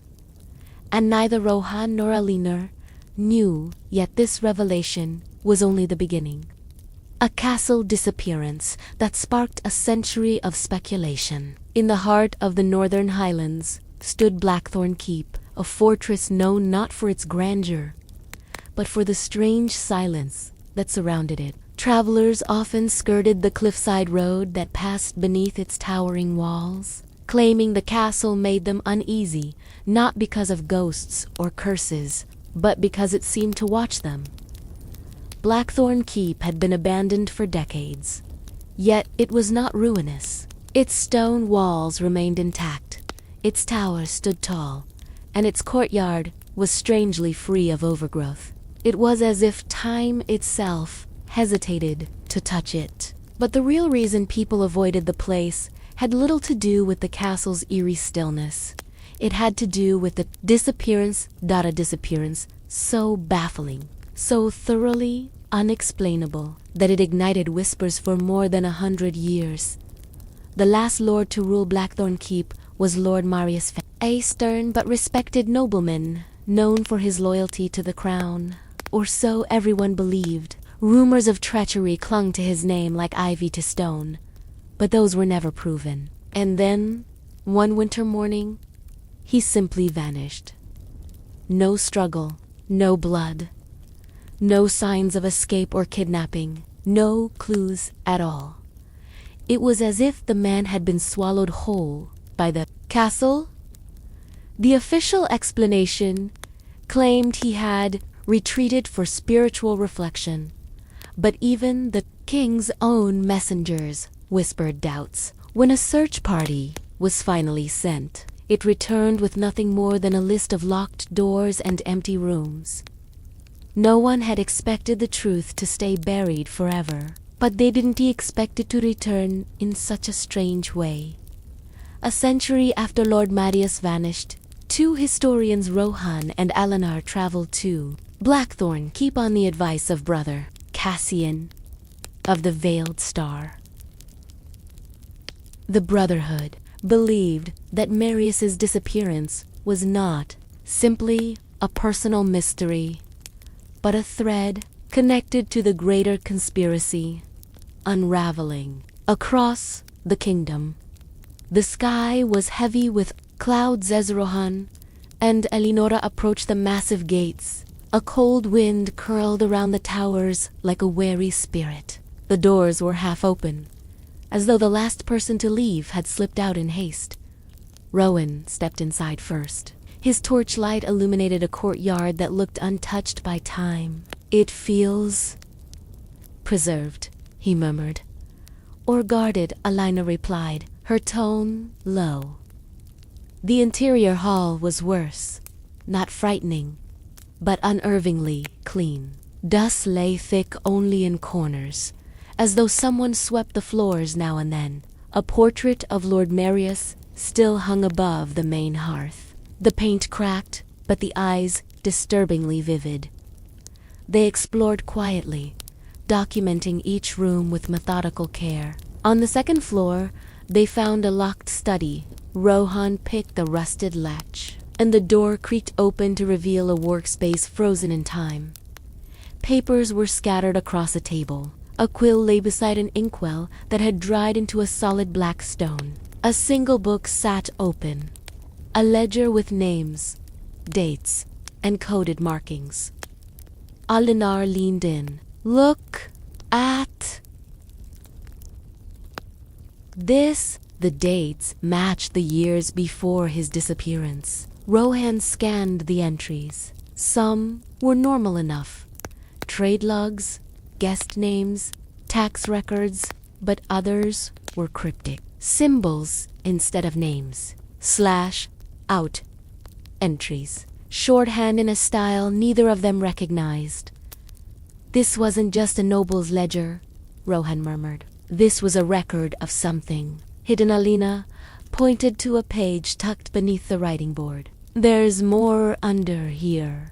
They pulled it free. It was a letter, unsigned, written in a careful hand. The first line made Rowan's stomach drop. "The Brotherhood grows stronger, but so do the king's shadows." Alinar exhaled slowly. So Marius was involved, or being watched, Rohan said. "Either way, the conspiracy touched this castle long before we arrived." They read further. The letter warned of an imminent search, of enemies in the king's court, and of a secret chamber beneath the keep.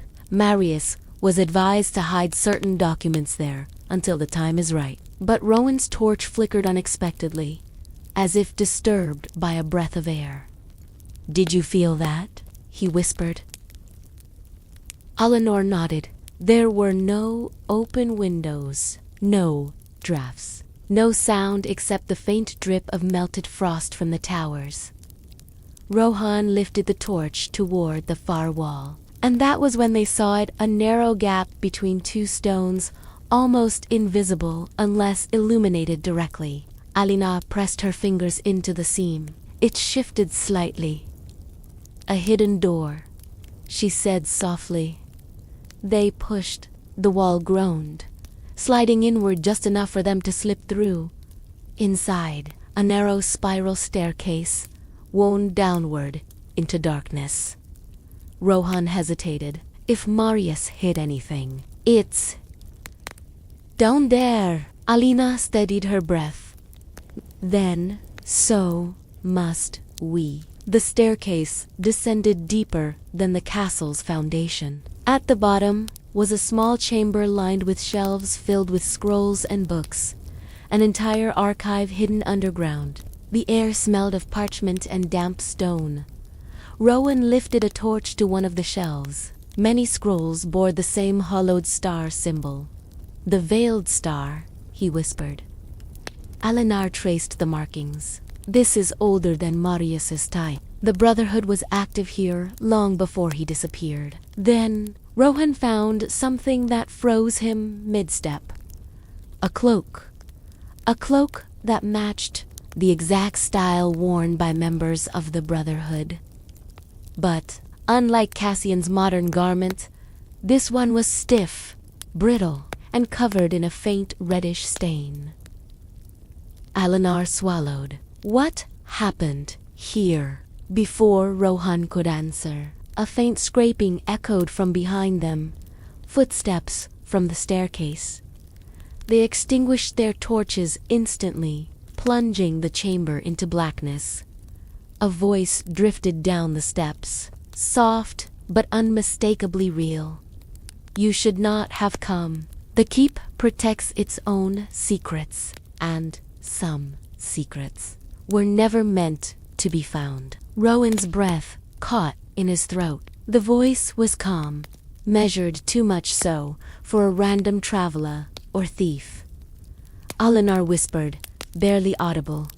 That voice, it sounded almost like, but she didn't finish. The figure descended the final step. Torchlight, illuminating a hooded silhouette. In the glow, Rohan saw the symbol stitched into the robe. The veiled star, but not the one Cassian wore. This was older, ancient, and the man wearing it looked as though he had not aged in decades. He lifted his torch higher, revealing a face that matched an illustration Rohan had seen upstairs. Lord Marius, Fenwick, dead alive, or something close to it. Rowan felt the blood drain from his face. Impassible. Marius's expression remained calm. Centuries pass. Slowly, when you are bound to a legacy, you cannot escape. Eleanor grasped Rowan's arm, her voice trembling. "Rohan, we need to get out of here." Marius took a single step toward them. "You sought truth," he said, "but truths like these are buried for a reason." The chamber felt suddenly smaller, the air colder, the shadows thicker. And when Marius spoke again, his voice echoed like a whisper trapped in stone. "Leave this place, or join it. Forever." The torchlight trembled, and Rowan's heart pounded as he realized the mystery of Blackthorn Keep was not a tale of disappearance. It was a tale of someone who had never truly left. And the real story was only beginning to unfold. Hidden letters that confirmed a long-suspected betrayal. In the dimly lit scriptorium of Castle Arundel, a stack of yellowed parchment lay forgotten beneath centuries of dust and neglect. The air smelled faintly of mildew and candle wax, and the faint scratching of quills seemed to echo from the stone walls long after the monks had gone. For decades, rumors had circulated among the servants and courtiers about a betrayal that had shaken the very foundations of the Arundel lineage. Whispers suggested that a trusted advisor had been secretly conspiring with foreign powers, undermining the king's decrees and manipulating events from the shadows. Yet no proof had ever surfaced until that quiet afternoon when a curious scribe named Thomas stumbled upon a bundle of letters hidden behind a loose brick in the northern wall of the scriptorium. Thomas had been tasked with cataloging old records for the monastery archives, a duty he performed with a meticulousness bordering on obsession. His fingers, calloused from years of handling brittle parchment, hesitated for a moment as he extracted the bundle. The papers were tied with a fraying ribbon, the kind that monks had once used to preserve documents deemed sensitive and not fit for general knowledge. As he untied them, Thomas noticed the handwriting, familiar, deliberate, unmistakably belonging to Sir Reginald, the king's counselor whose loyalty had never been questioned in public, though privately many had cast doubt upon it. The letters were addressed not to fellow courtiers, but to a foreign noble, one from the distant northern duchies with whom the kingdom had often clashed over trade and territorial disputes.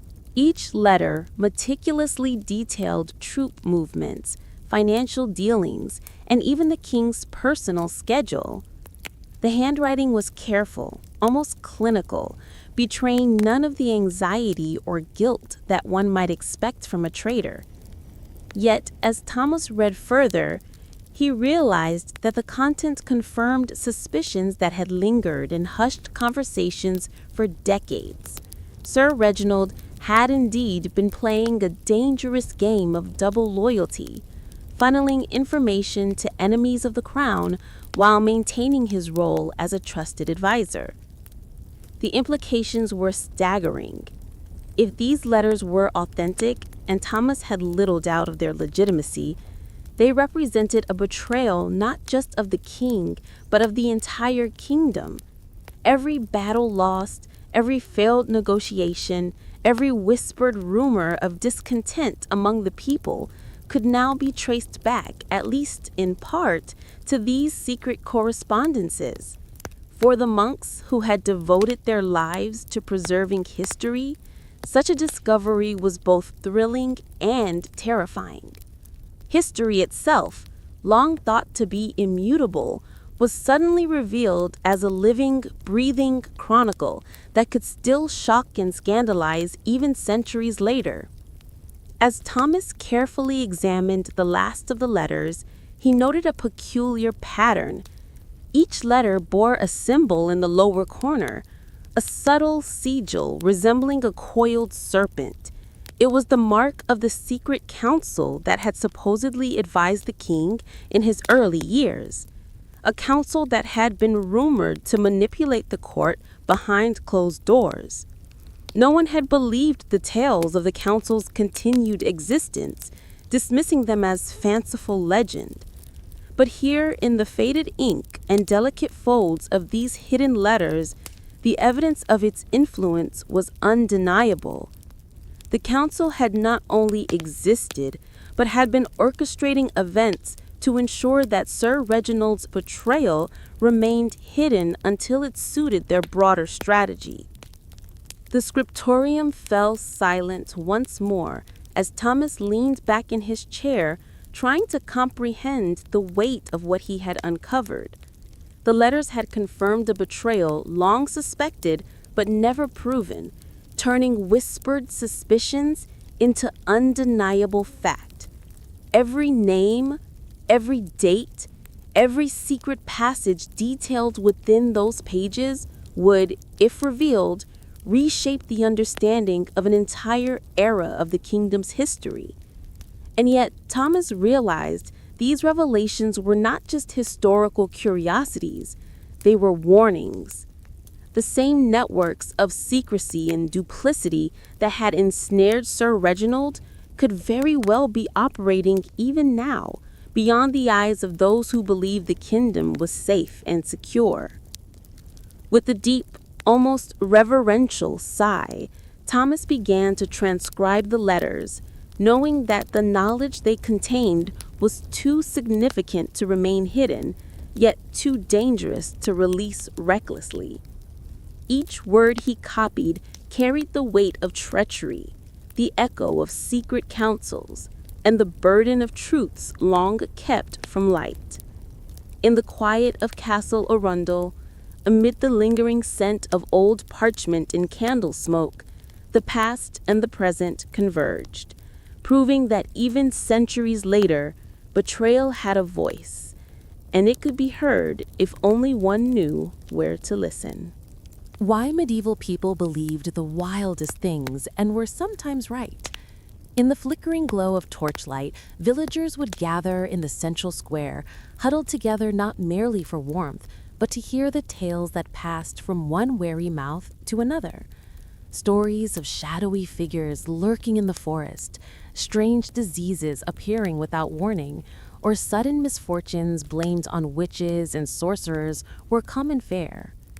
To modernize, these beliefs might seem fantastical or absurd, but in the medieval world, they were often rooted in observation, experience, and the precarious balance of life in an age of uncertainty. The landscape itself, a patchwork of dense woods, treacherous marshes, and looming cliffs, was a place where danger could materialize without warning, and survival often depended on trusting instincts shaped by centuries of trial and error. Take, for instance, the recurring rumors of disease outbreaks linked to mysterious miasmas or noxious airs.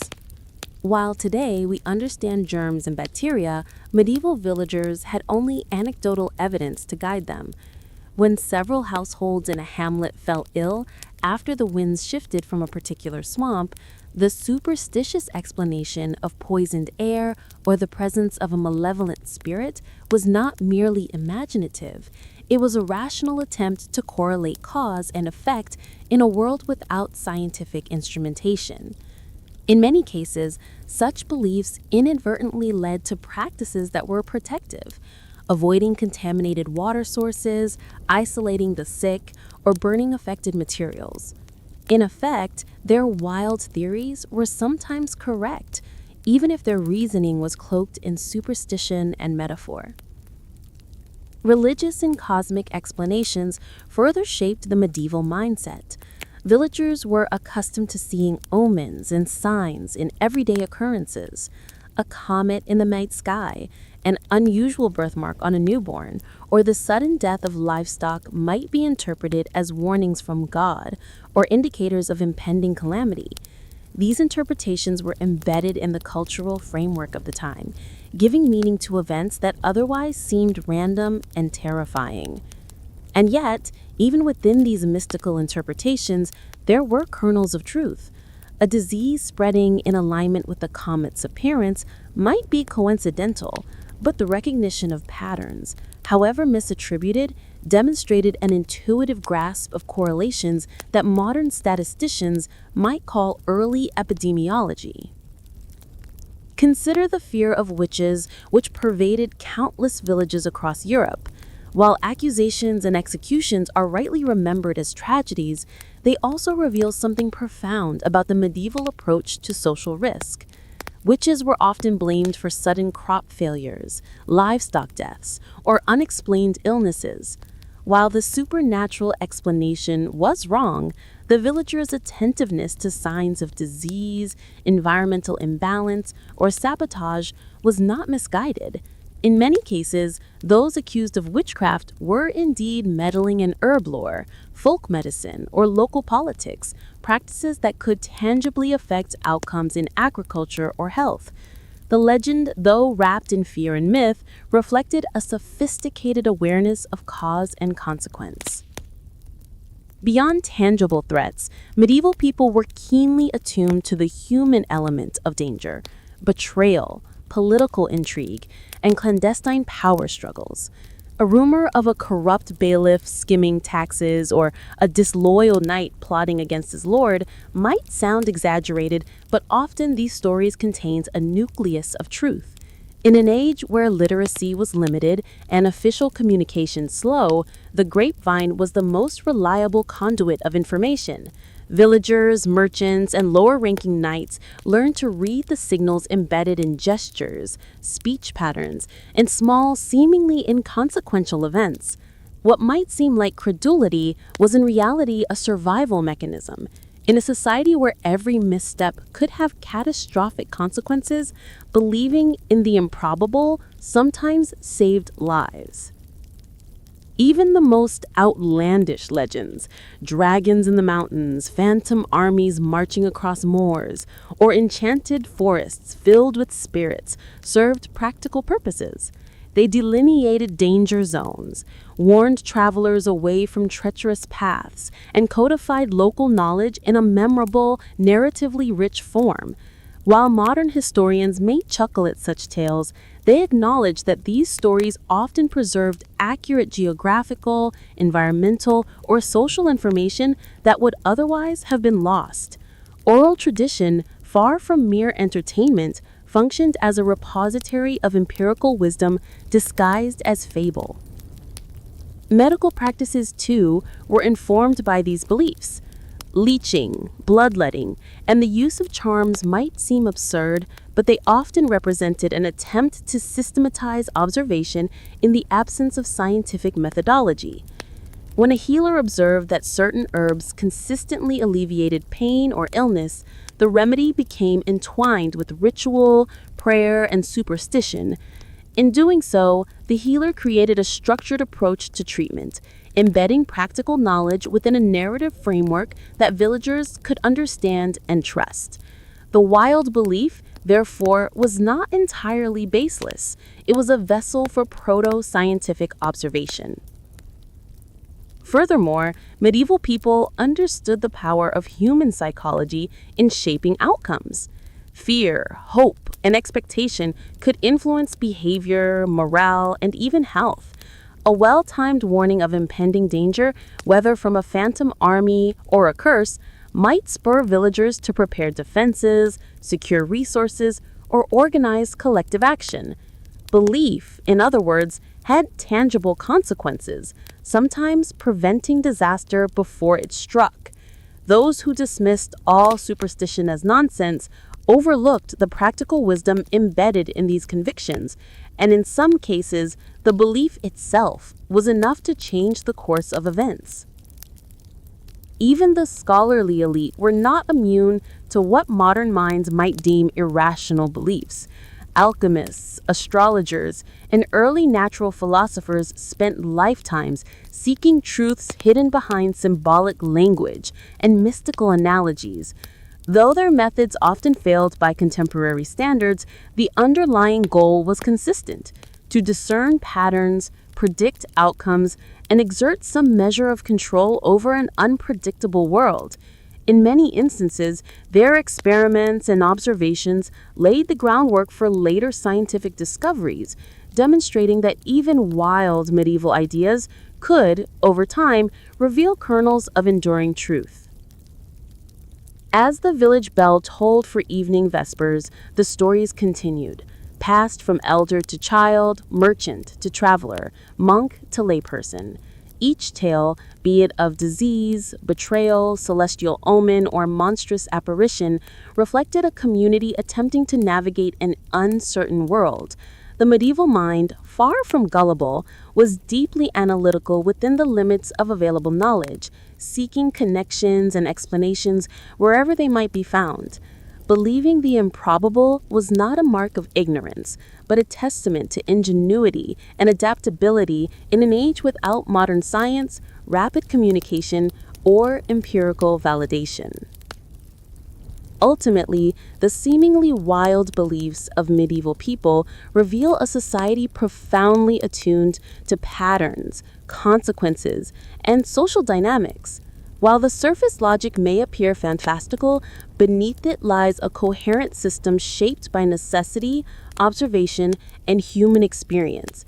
From superstition to practical wisdom, medieval thought bridged the gap between the seen and the unseen, often producing conclusions that were, if not entirely accurate, strikingly prescient. The world they inhabited demanded vigilance, imagination, and an openness to the improbable, and sometimes their imagination was rewarded with truth. The forbidden archive that exposed high-level manipulation. Deep beneath the fortified walls of Castle Renford, concealed behind a heavy oak door reinforced with iron bands, lay the archive that few dared to enter. Known only to a select few within the court, it contained documents and records so sensitive that even mentioning them in public was considered treasonous. For centuries, rumors had surrounded the forbidden archive. Whispered tales of letters detailing bribery, secret alliances, and manipulations at the very pinnacle of power. Many dismissed these stories as fanciful, imagining instead that kings and nobles conducted their affairs openly, as if the machinery of governance were transparent.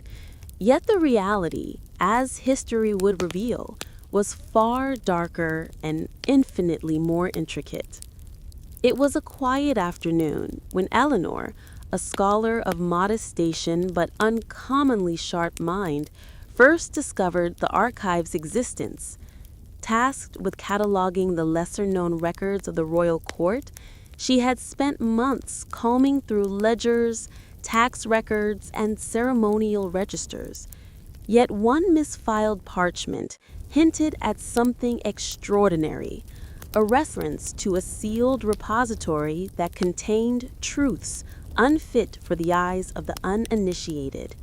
Her curiosity, mingled with a sense of professional duty, drove her to investigate further.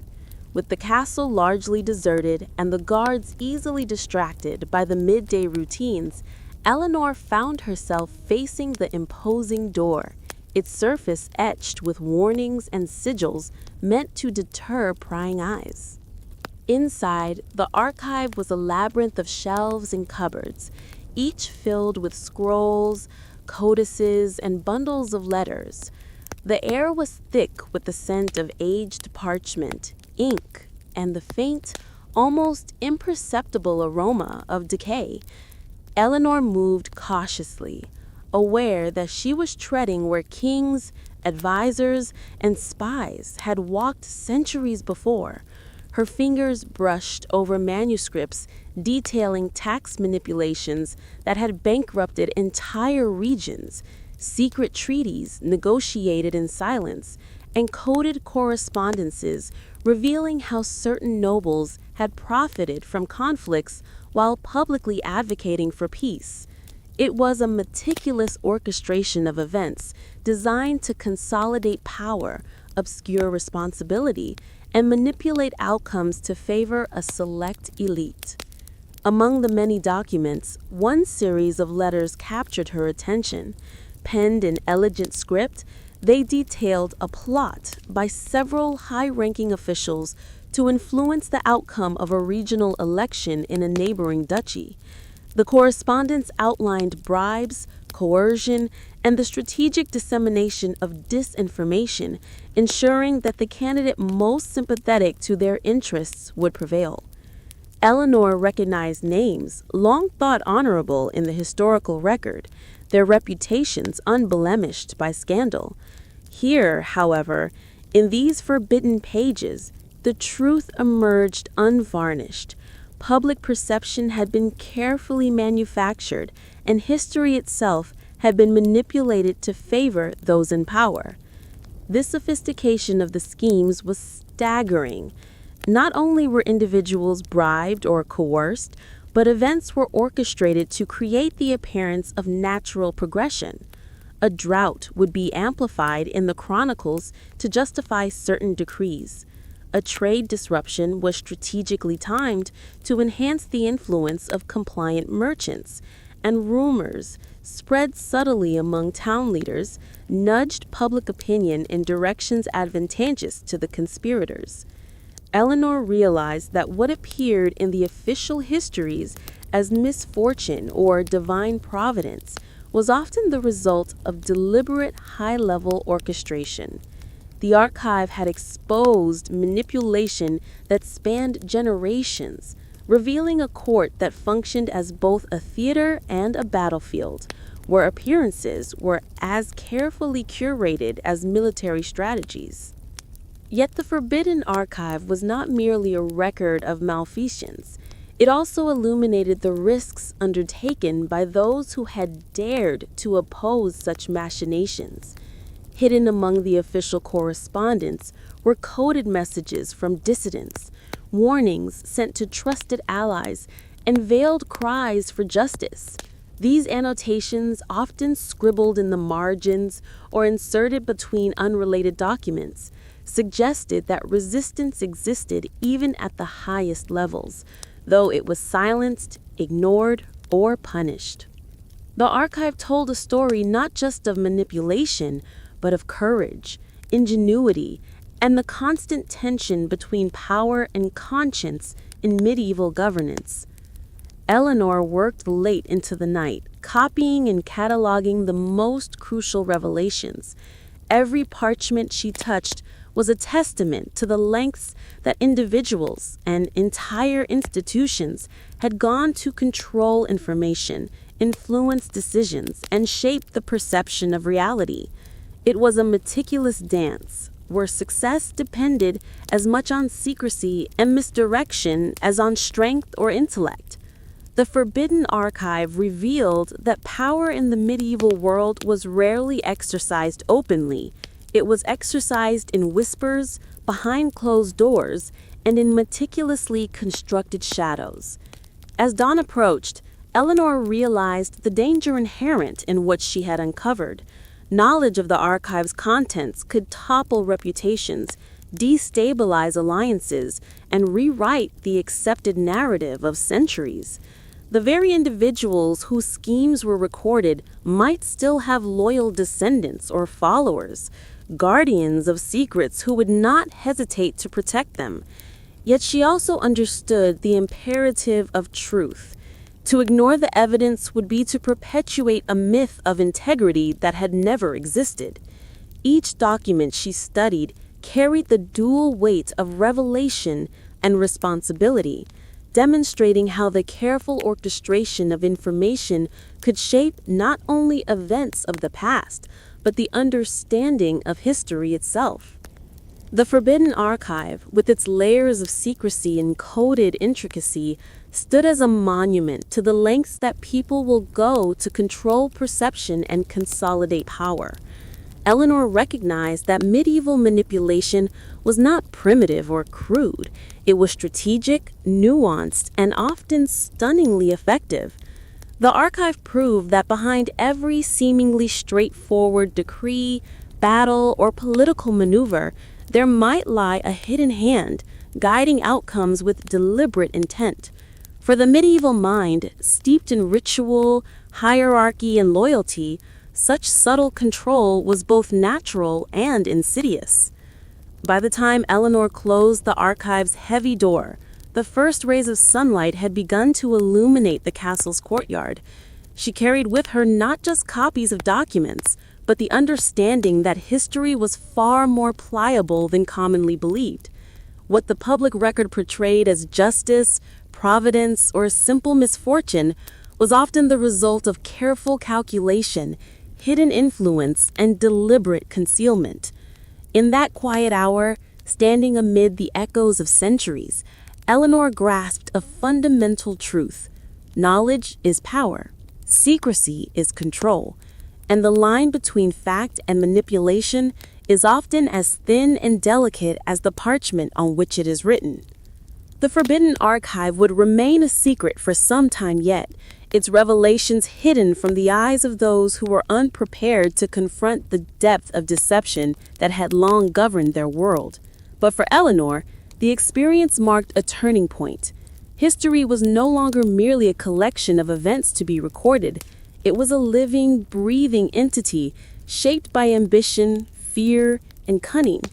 And in that recognition, she understood that the medieval world, for all its apparent simplicity and superstition, was a complex web of strategy, manipulation, and human ingenuity, waiting patiently to be uncovered by those willing to seek the truth. A village scandal that made the king nervous.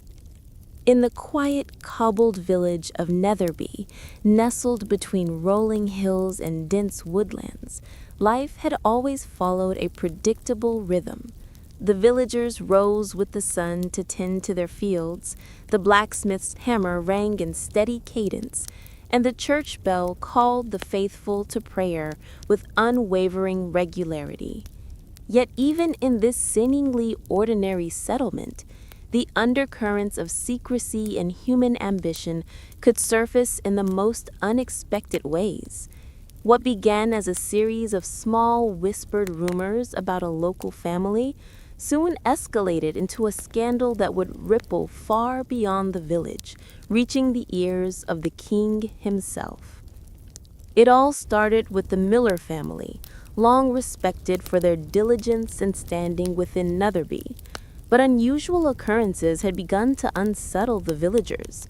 Shipments of grain intended for the Lord's manor were mysteriously missing.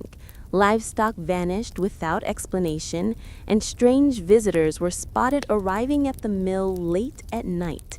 At first, the villagers exchanged cautious glances, attributing the anomalies to misfortune or natural causes. Yet as the oddities persisted, speculation grew into a murmur, and the murmur into a story that hinted at deceit and betrayal. By the time the local priest, Father Aldwin, had privately advised the miller's eldest son to answer for these strange occurrences, the tale had already begun to take on a life of its own. Word of the scandal traveled quickly along familiar routes. Merchants returning from neighboring towns, itinerant laborers, and even wandering minstrels carried tales of the Miller family's supposed misconduct. By the time the news reached the ears of the regional magistrate, it had grown more dramatic than reality, suggesting that the Millers had been secretly conspiring to undermine the local lord and divert taxes and tithes for their own profit. Whether true or exaggerated, the story had taken on political significance because the local lord was known for his direct communication with the royal court. Any threat to his authority, however minor in the eyes of common villagers, could potentially reflect poorly on the king's governance and stability. The king, sitting in his stone-walled chamber surrounded by advisors, received the first reports with a growing sense of unease. The notion that a single village might be the origin of widespread corruption, or worse, sedition, was troubling. Medieval rulers were acutely aware that power was fragile and that rebellion could erupt in unexpected quarters. A scandal in a distant village might seem insignificant to outsiders, but in the medieval context, every rumor had the potential to ignite unrest, especially if it involved perceived misconduct by those who directly or indirectly contributed to the king's revenue and authority. Investigators were dispatched under discreet orders, disguised as traveling merchants and clerical auditors.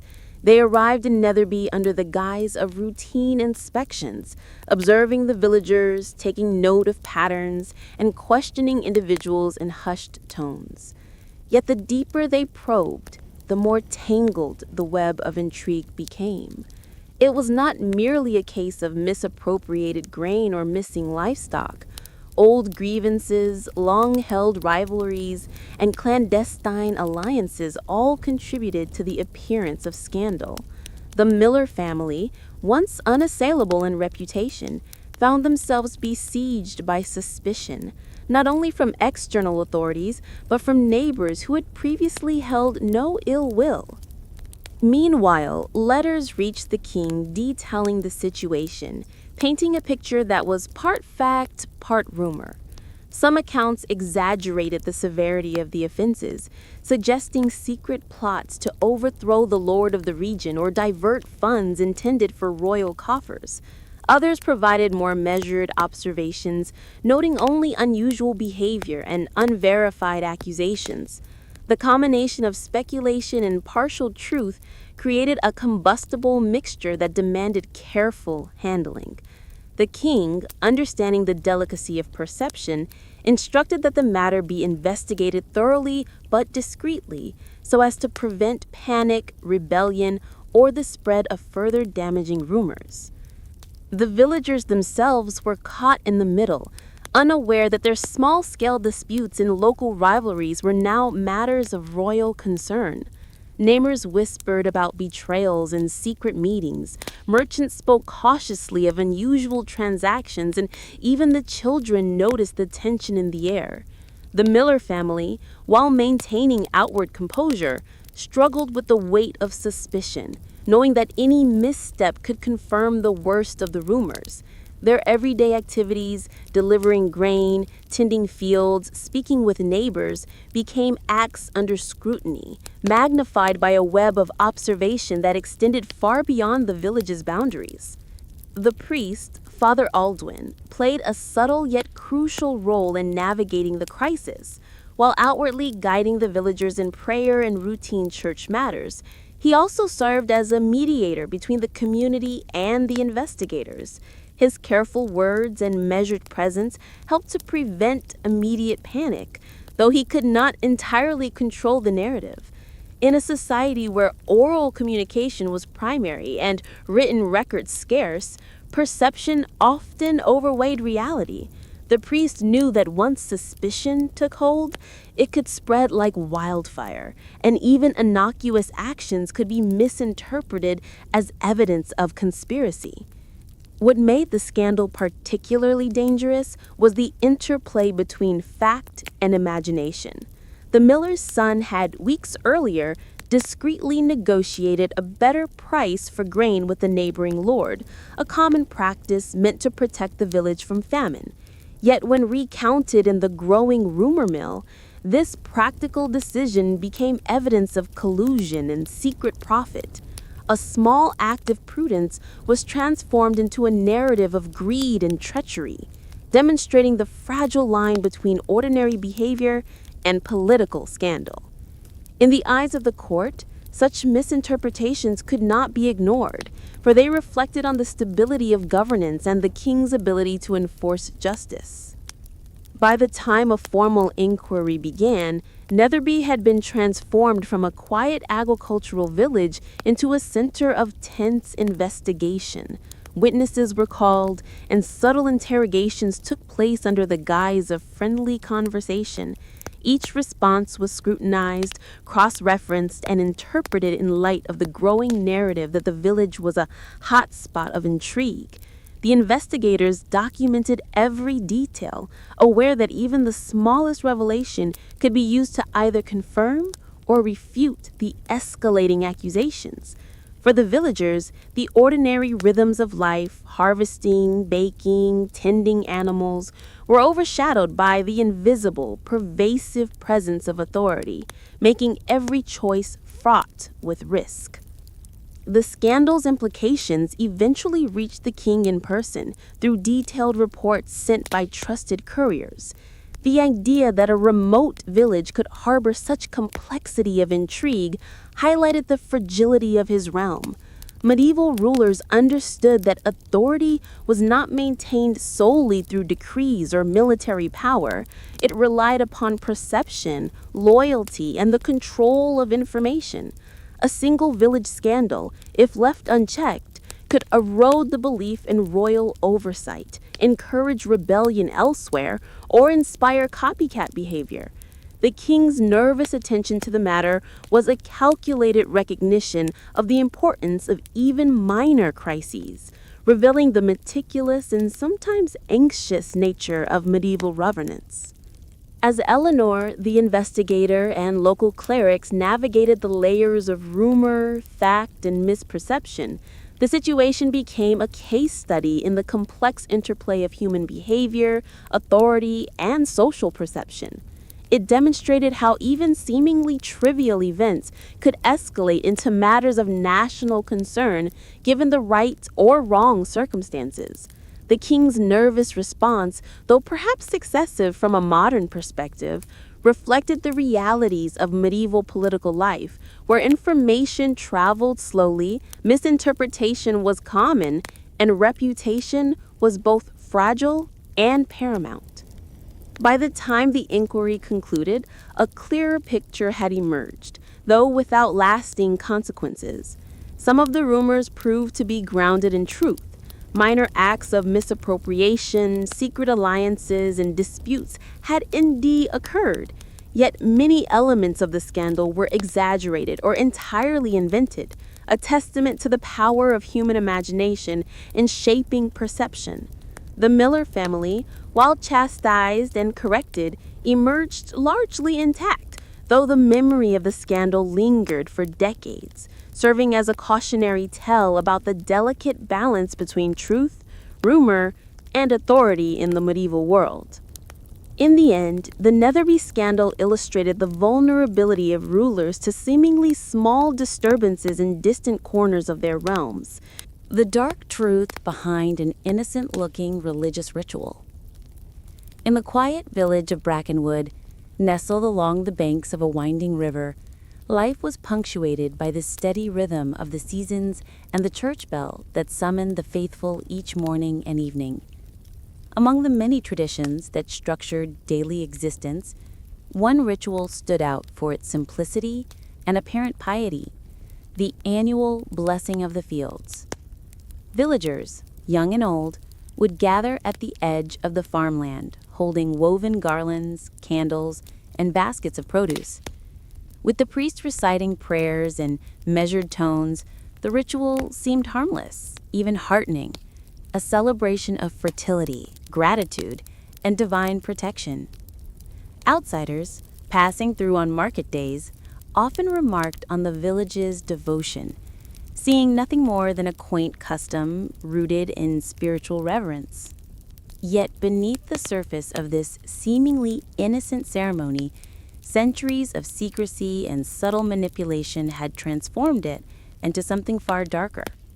Historical records, preserved in the brittle manuscripts of nearby monasteries, hinted that the blessing of the fields had long served multiple hidden purposes. Beyond the public display of faith, it had become a tool for controlling behavior, monitoring loyalty, and enforcing social hierarchies. The ritual's outward simplicity masked a complex system in which the church, local authorities, and influential landowners exercised covert influence over the population, ensuring obedience and conformity under the guise of devotion. The priest, Father Matthias, was acutely aware of this dual purpose. By day, he presided over the ritual with solemn reverence, invoking the blessings of saints and beseeching divine protection for the harvest.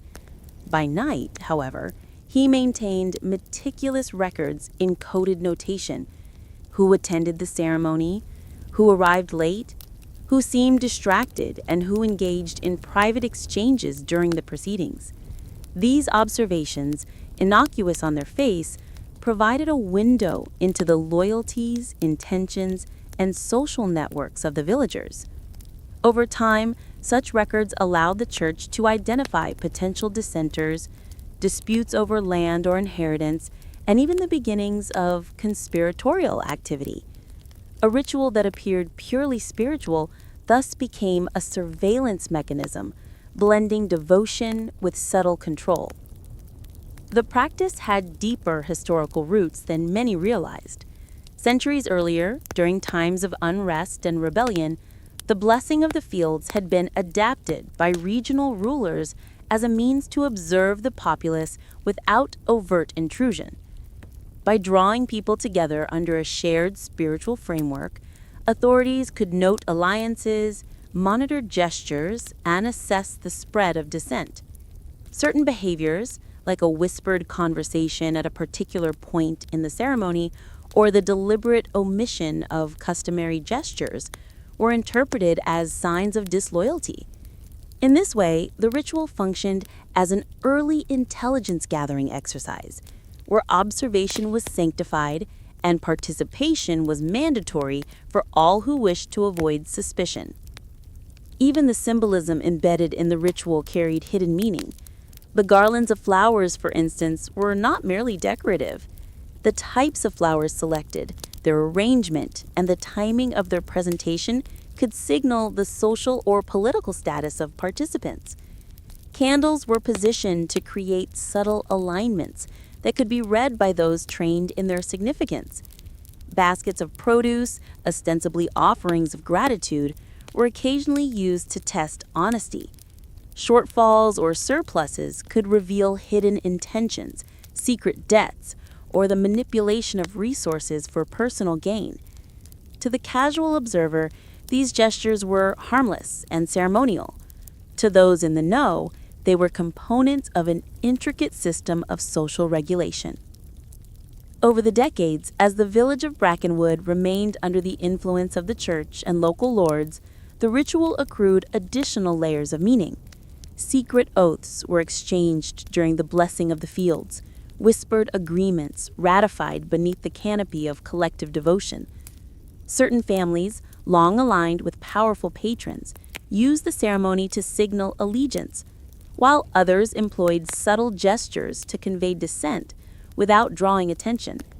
The ritual became a language in itself, a coded system of symbols, gestures, and offerings that conveyed information beyond what words could express. Outsiders, seeing only the surface, remained unaware of the undercurrents shaping the lives and fates of villagers. Historical accounts also suggest that the blessing of the fields occasionally functioned as a tool of punishment. Families or individuals deemed troublesome could be publicly shamed or subtly ostracized during the ceremony, their actions observed and noted by clergy and magistrates alike. A misplaced step, a forgotten blessing, or a poorly aligned garland could be interpreted as a slight against the community or a sign of moral failing. Over time, the ritual reinforced conformity, subtly discouraging deviation from accepted behavior and ensuring that authority remained unchallenged. What appeared to be a celebration of faith and prosperity was in practice a mechanism for maintaining social cohesion and control. The psychological effect on the villagers was profound.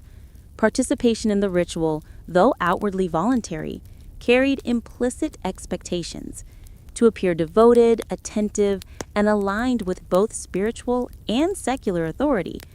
Those who faltered were not necessarily publicly accused, but could face indirect consequences, such as reduced access to communal resources, social marginalization, or increased scrutiny in future activities. The blessing of the fields thus created an environment in which the boundaries between faith, obedience, and social conformity were blurred, producing a population both outward devout and inwardly cautious. Records from nearby towns indicate that this pattern was not unique to Brackenwood.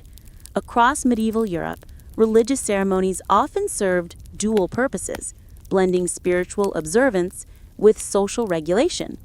While the outward forms emphasized community, devotion, and celebration, the underlying structures allowed authorities to monitor, influence, and manipulate behavior without resorting to overt coercion. The blessing of the fields, like many such rituals, illustrates the subtlety with which power could be exercised in a world where hierarchical authority, superstition, and social obligation intertwined.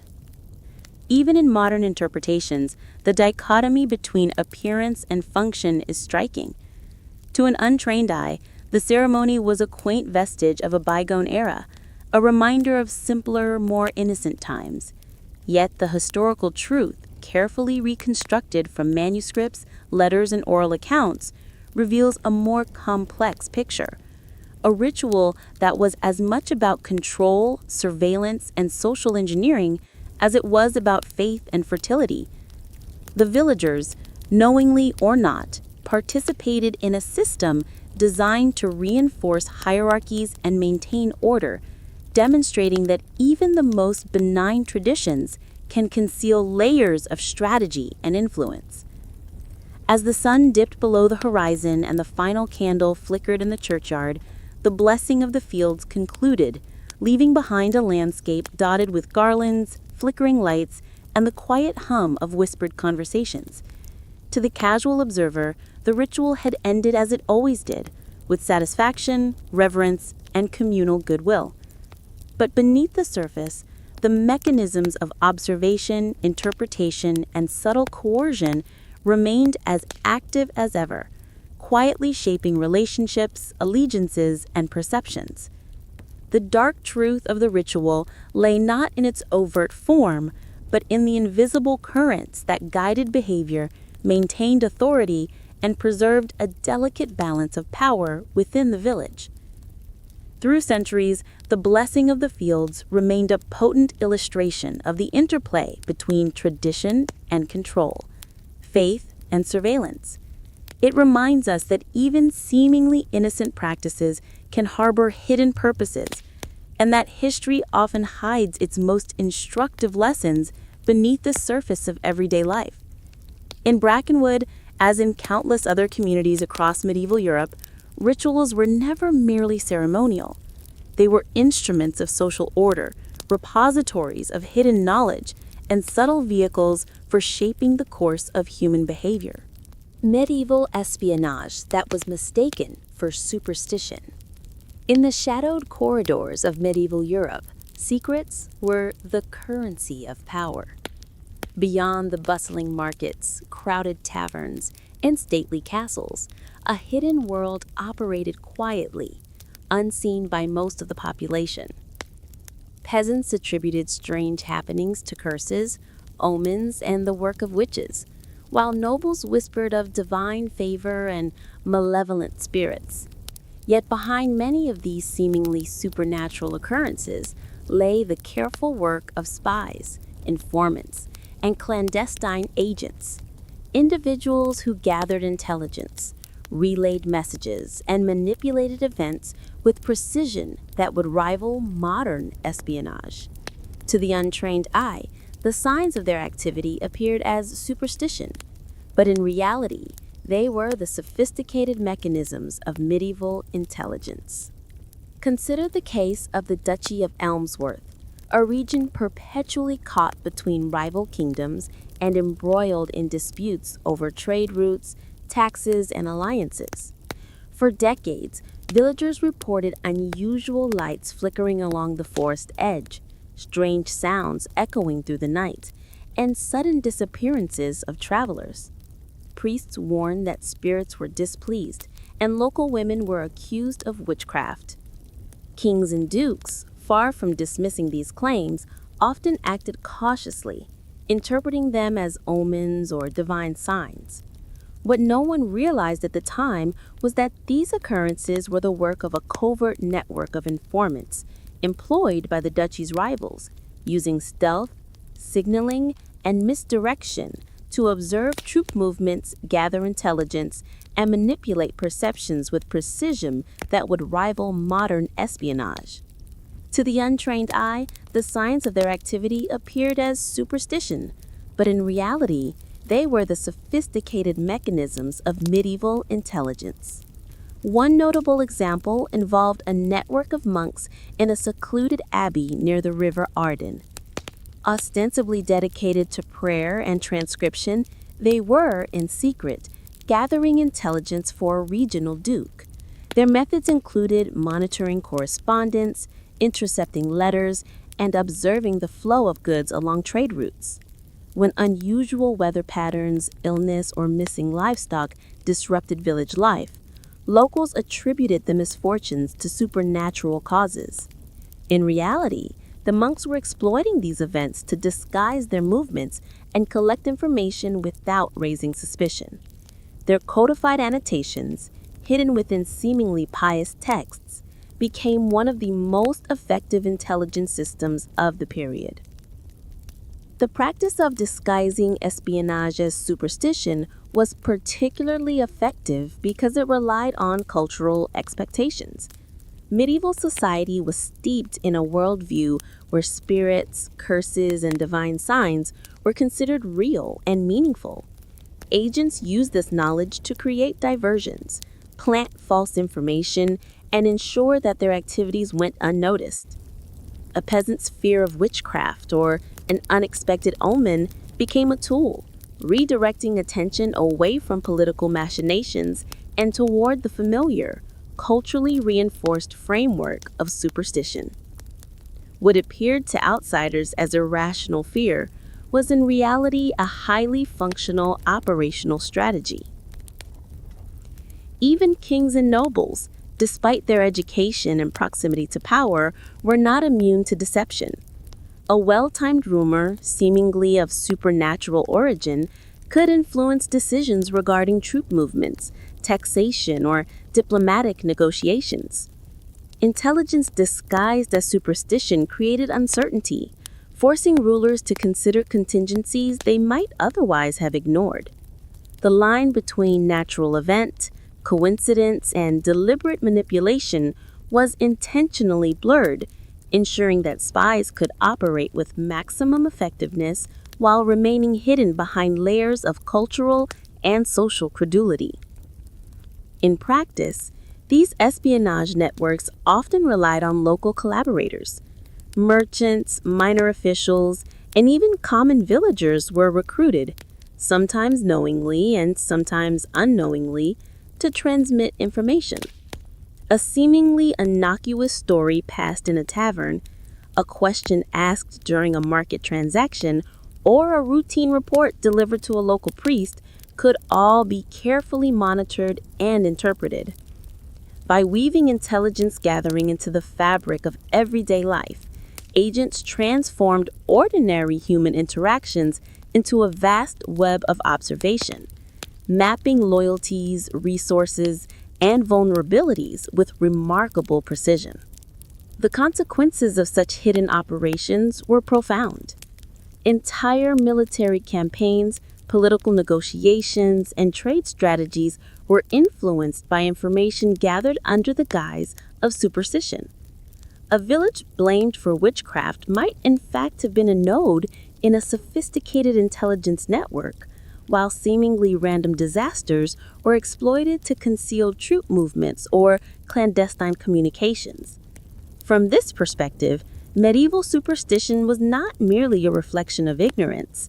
It was a social and political tool that allowed covert actors to operate in plain sight, manipulating perceptions while advancing strategic objectives.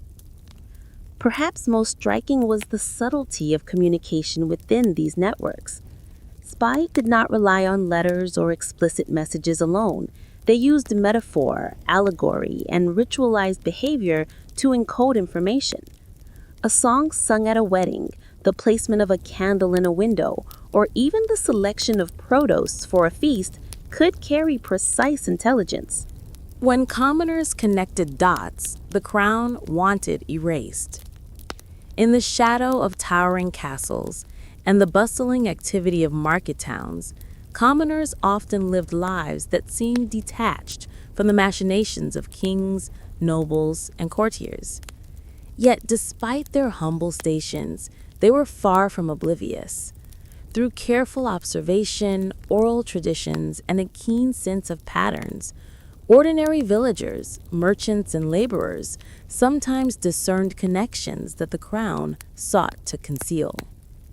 These dots, subtle and seemingly insignificant, when traced together, revealed truths that the elite would have preferred remain buried. Secrets, manipulations, and betrayals that could undermine authority if brought to light. One such instance occurred in the northern county of Wycliffe, a region notorious for its remote villages and difficult terrain. Here, a network of farmers and itinerant merchants began noticing unusual patterns. Shipments of grains diverted through obscure routes, the sudden appearance of unfamiliar soldiers in neighboring villages, and letters sent under the cover of night. To the untrained eye, these occurrences might appear random or inconsequential. To the attentive, however, they suggested deliberate orchestration, an intricate web of movement and communication that pointed toward schemes orchestrated at higher levels. At the heart of this awareness was Marin, a widow who ran a small tavern on the outskirts of Wycliffe. Her establishment, though modest, was a hub of information. Travelers, traders, and messengers would pause at her inn, sharing news, gossip, and complaints. Over time, Marin began to notice a recurring theme. Certain officials appeared repeatedly in different contexts, always just out of the direct line of sight, yet seemingly orchestrating events behind the scenes. By connecting these observations, she began to infer patterns of corruption, favoritism, and even the suppression of local justice that extended far beyond her village. Marin's insights, initially informal and private, soon attracted the attention of a small group of fellow villagers who had begun noticing similar anomalies. A baker had noted that shipments of flour were repeatedly delayed or misdirected. A blacksmith had observed that certain soldiers were supplied with arms and equipment in ways that did not match official records. A farmer had seen unusual activity near the manor's granaries at night. Individually, these observations seem mundane. Together, however, they painted a picture of deliberate manipulation, collusion, and exploitation that the crown would have preferred remain invisible. The challenge, of course, was discretion. In a medieval society where loyalty to the crown was both expected and enforced, speaking openly about suspicions could be dangerous. Rumors of dissent, however faint, might attract scrutiny, punishment, or even accusations of treason. Thus, commoners developed methods of subtle communication, messages concealed in market goods, coded phrases in conversation, and the careful timing of letters or visits. These techniques allowed the villagers to share insights without alerting authorities, creating an underground network of observation that, while informal, rivaled the intelligence efforts of the elite. One revealing episode involved the diversion of a grain shipment intended for the northern garrison. Marin, through careful questioning of traders and travelers, traced the shipment to a hidden warehouse in a neighboring town where it had been redirected to a private merchant favored by a high-ranking official.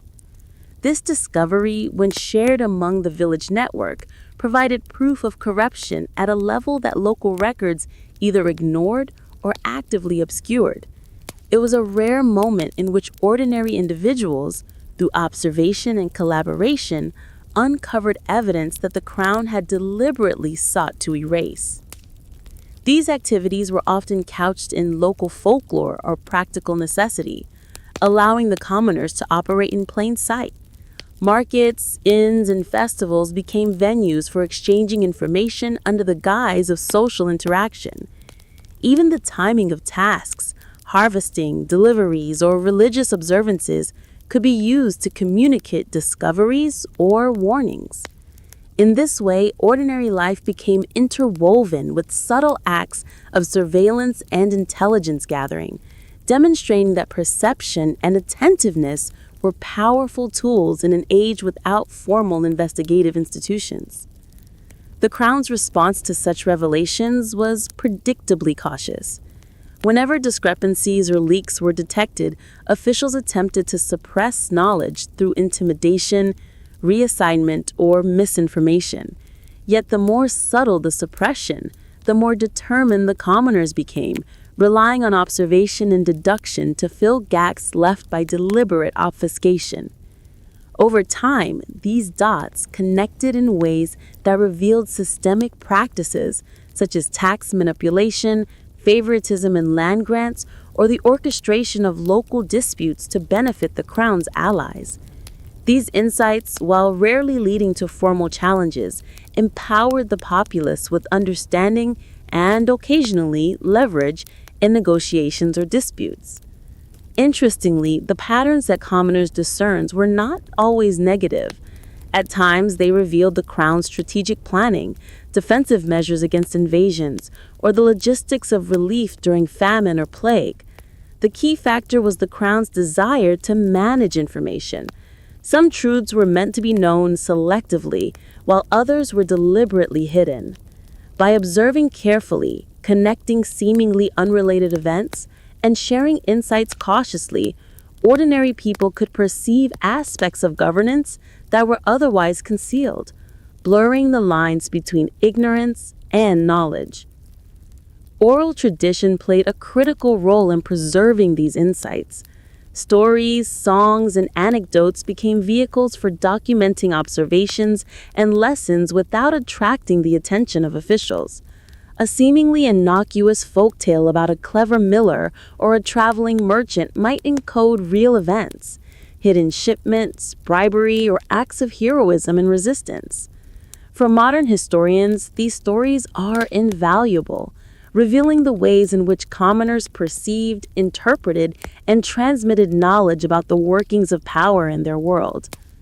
The ability of commoners to connect dots also reflected their intimate knowledge of local geography, economy, and social networks.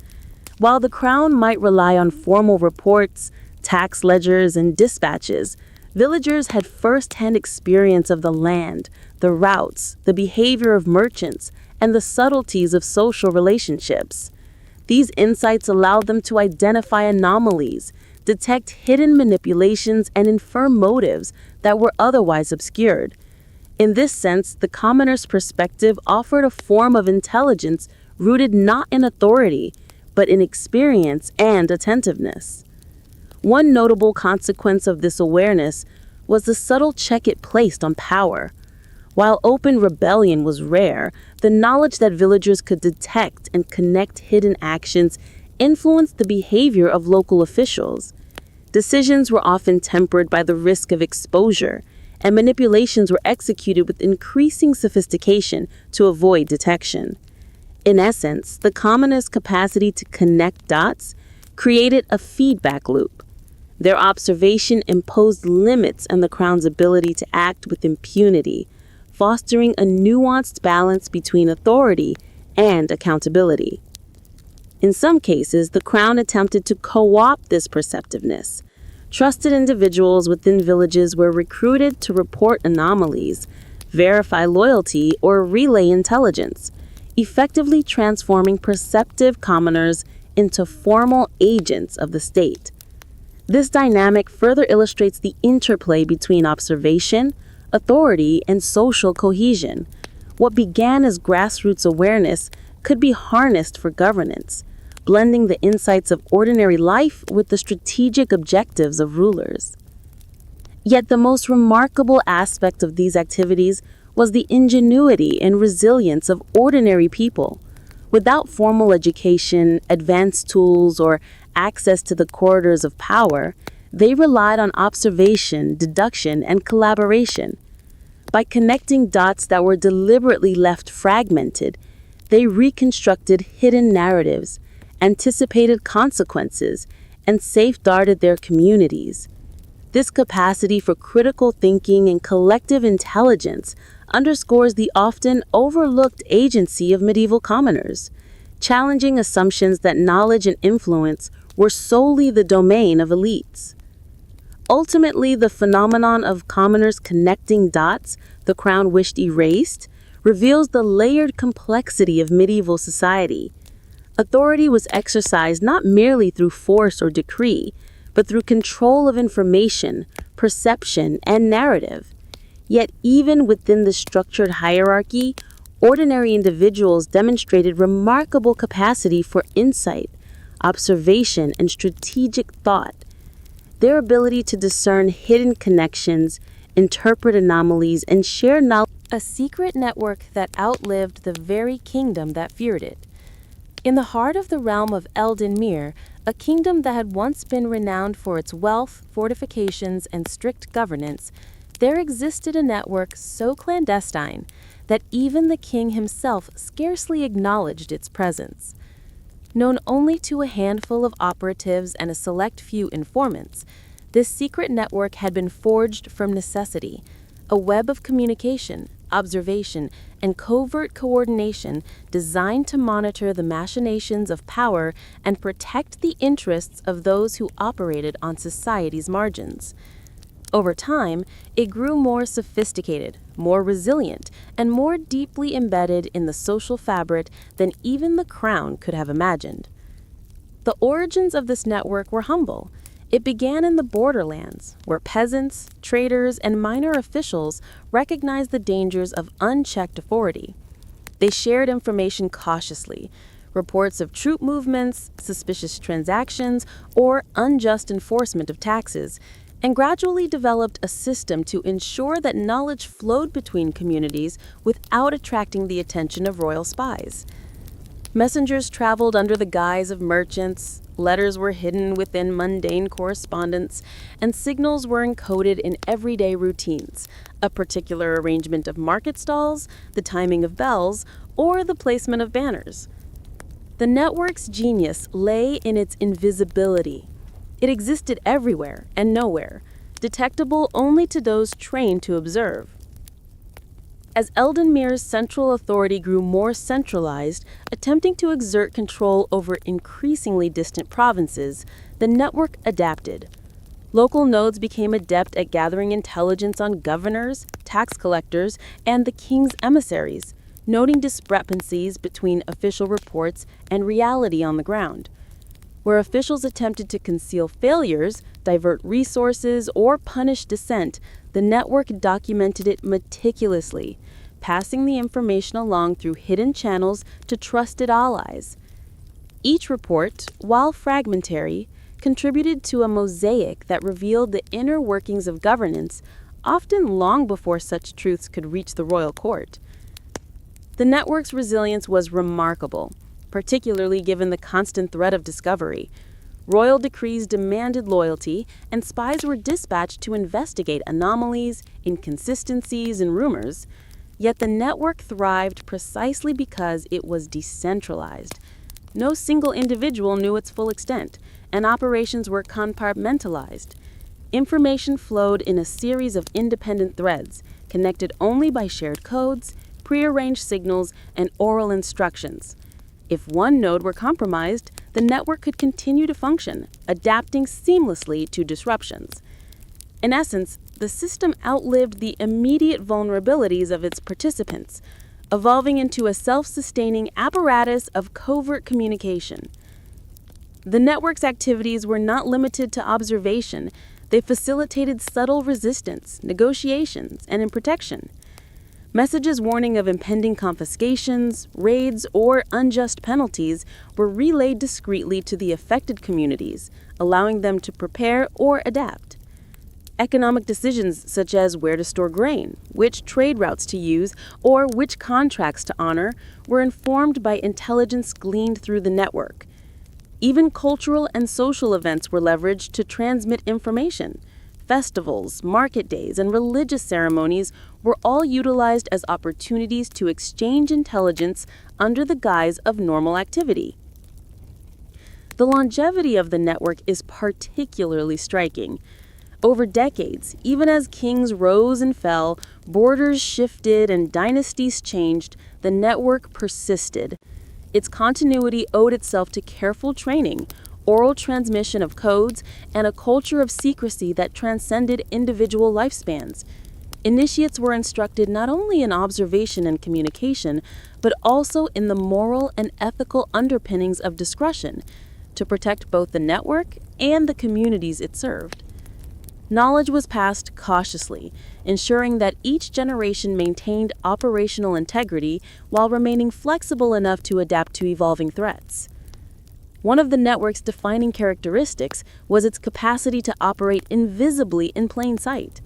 Messengers were often ordinary villagers, tradespeople, or artisans whose everyday tasks provided perfect cover. Letters could be concealed in bundles of cloth, folded within parchment rolls, or encoded in the decoration of goods. Signals could be transmitted through song, the rhythm of a blacksmith's hammer, or the alignment of lanterns in a window. Such ingenious methods allowed the network to avoid detection while maintaining a constant flow of critical information, blending seamlessly into the rhythms of everyday life. Remarkably, the network also documented and preserved knowledge.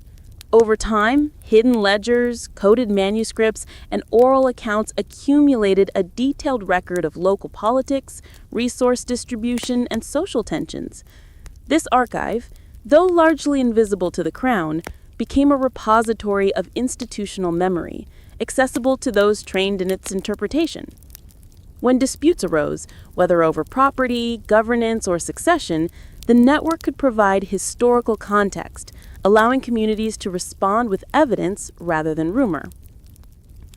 This archival function added another layer of resilience, ensuring that the network's utility extended beyond immediate crises. The network's relationship with the crown was complex. On one hand, kings feared its existence, aware that ordinary subjects could perceive and transmit truths that were inconvenient or embarrassing to authority. Reports generated by the network occasionally reached royal ears indirectly, often resulting in scrutiny, reassignment, or attempts to dismantle suspected nodes.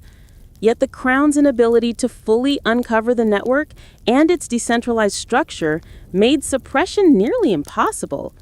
Over time, the network became a shadow institution, both feared and, paradoxically, necessary, as it contributed to social stability by preventing unchecked abuses of power. Its enduring influence is evident in the survival of communities long after the political structures that initially sought to control them had vanished. Towns and villages that participated in the network retained a capacity for coordination, intelligence gathering, and self-protection even after the fall of the Eldonmere dynasty. Trade, legal negotiations, and local governance were informed by knowledge preserved and transmitted through network connections. In effect, it became a silent infrastructure, underpinning the life of communities and enabling continuity despite the volatility of medieval politics. Its enduring influence also illustrates a fundamental truth about information and power. Centralized authority is inherently fragile when knowledge is dispersed, networks are resilient, and ordinary individuals possess the capacity to perceive, connect, and transmit critical insights.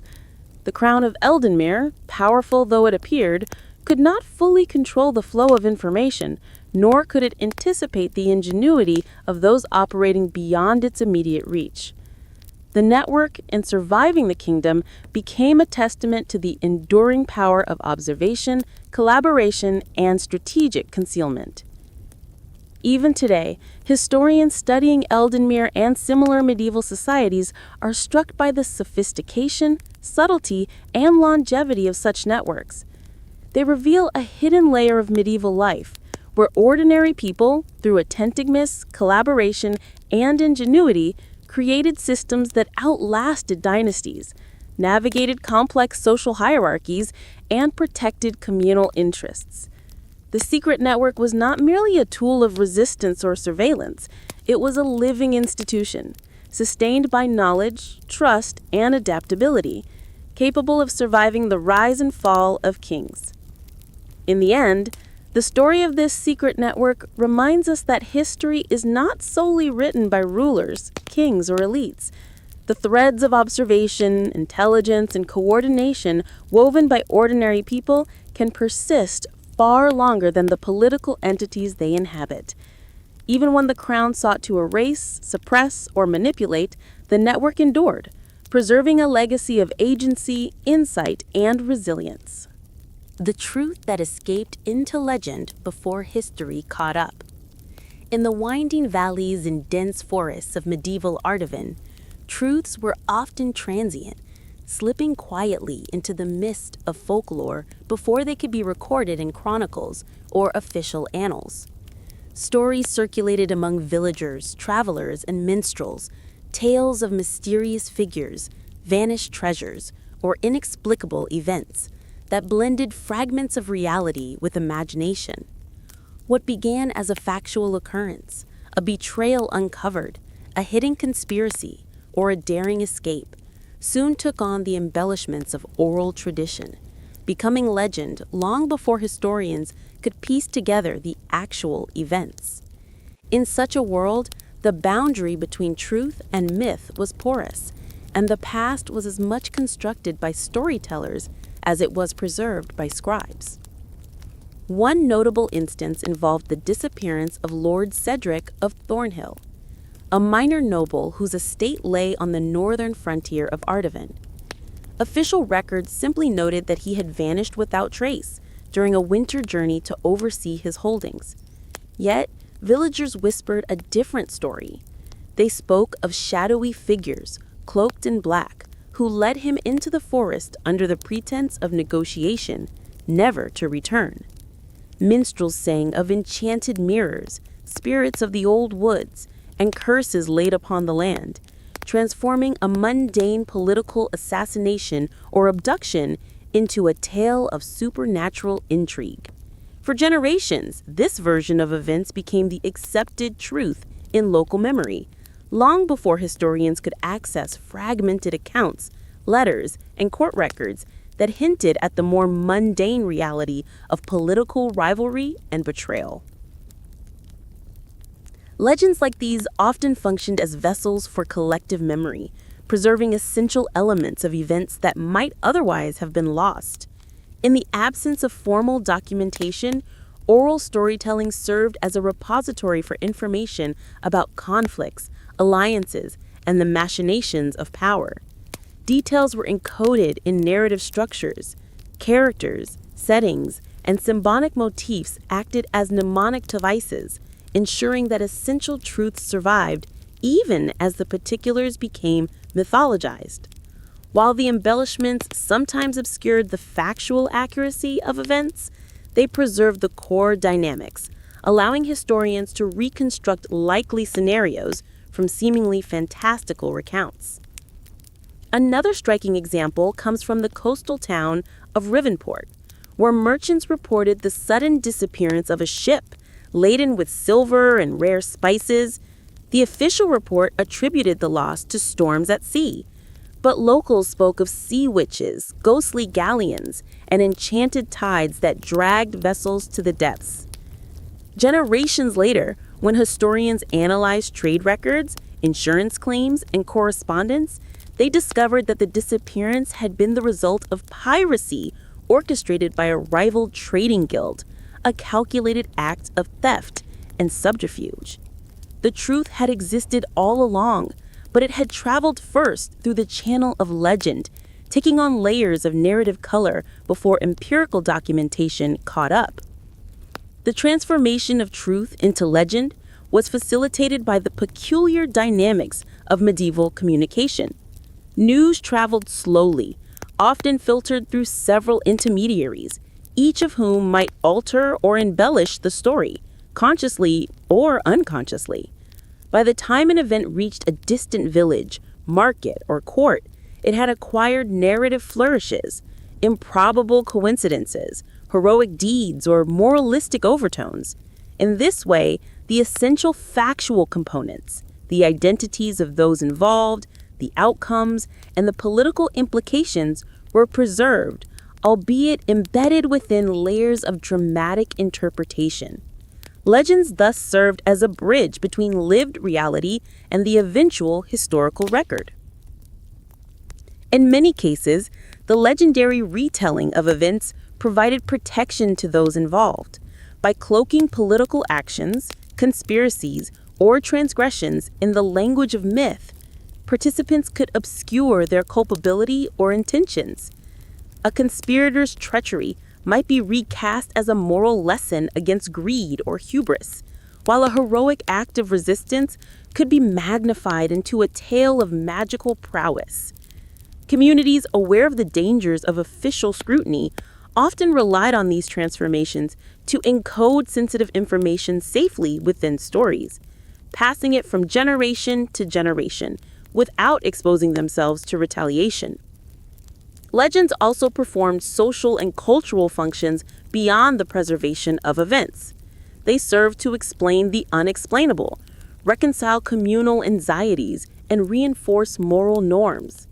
In the context of medieval Europe, where literacy was limited and the written word controlled by religious or political authorities, storytelling became a critical medium for the transmission of knowledge. Villagers, through repeated retellings, could interpret past events, recognize patterns of power, and understand the consequences of actions, long before historians had access to formal archives. Consider the case of the Silent Rebellion of Green Hollow, a tale whispered across generations in a remote valley. The legend told of peasants who had risen against a tyrannical lord, disappearing into the forest only to re-emerge in triumph when divine forces intervened. Archaeological evidence and fragmented tax records later confirmed that an organized resistance had indeed occurred, though the scale, motivations, and outcomes were far more pragmatic than the legend suggested. Nevertheless, the narrative preserved the essence of the event: defiance, strategy, and survival in the face of oppression. In this way, legend acted as an early form of historical record, capturing truths that formal channels either ignored or deliberately obscured. Minstrels, bards, and storytellers played a crucial role in this process. Their craft was not merely entertainment, it was a form of historical preservation. Through song, verse, and performance, they encoded the actions of nobles, commoners, and clandestine networks into memorable narratives. Rhymes, repetition, and allegory allowed listeners to retain complex sequences of events, alliances, and outcomes without access to written documentation.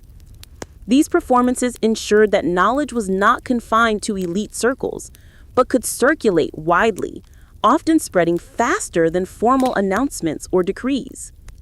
The interplay between legend and eventual historical verification is particularly fascinating.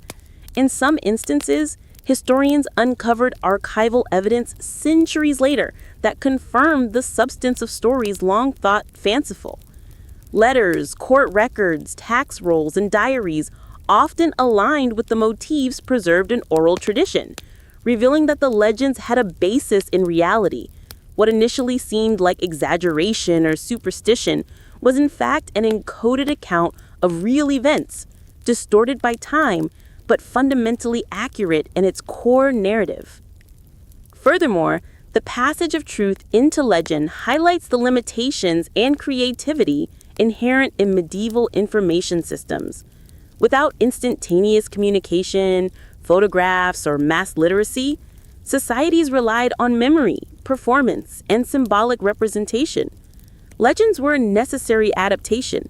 They transmitted essential knowledge across space and time, ensuring that even as specifics faded, the structural realities, power dynamics, betrayals, and alliances remained intelligible to future generations. Interestingly, the very embellishments that made these truths legendary also enhanced their longevity. Dramatic narratives were more likely to be remembered, repeated, and transmitted than dry accounts of events. The addition of supernatural elements, heroic characterization, and moral framing increased audience engagement, making the stories culturally resonant. In doing so, legend became a medium through which memory and history intertwined, providing both instruction and entertainment, as well as a repository of social and political awareness. Even today, the study of legend in medieval Europe provides insight into the mechanisms by which societies preserved information outside formal record-keeping. Folklore often reveals the invisible threads of power, rebellion, negotiation, and survival that historians might otherwise overlook. By tracing the evolution of a story from oral tradition to historical confirmation, researchers can reconstruct hidden networks, sociopolitical dynamics, and the lived experiences of ordinary and extraordinary individuals alike. The transformation of truth into legend also underscores the interplay between human perception, imagination, and the documentation of history. Individuals interpret events through cultural lenses, personal biases, and community values, inevitably coloring the retelling, yet this process does not necessarily corrupt the core facts. Rather, it frames them in a way that's memorable, meaningful, and socially instructive. Legends thus act as a filter, emphasizing significance over mere detail, ensuring that essential truths endure even when granular accuracy is lost. Finally, the story of how truths escaped into legend serves as a reminder of the resilience of knowledge. Despite attempts by authorities, environmental challenges, and the passage of time, key insights persisted. They survived in the memories of communities, in songs, and in symbolic acts. Centuries later, when scholars began piecing together archival evidence, the legends provided a framework, a skeletal outline upon which the historical record could be reconstructed.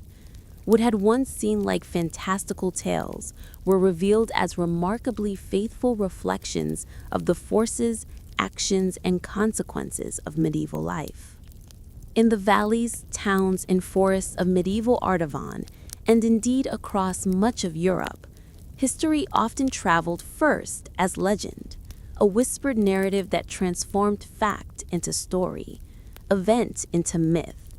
And though historians would eventually catch up, recording and verifying what had occurred, it was the legend that ensured the survival of knowledge, the continuity of memory, and the persistence of truth in a world where formal documentation was fragile, incomplete, or deliberately obscured.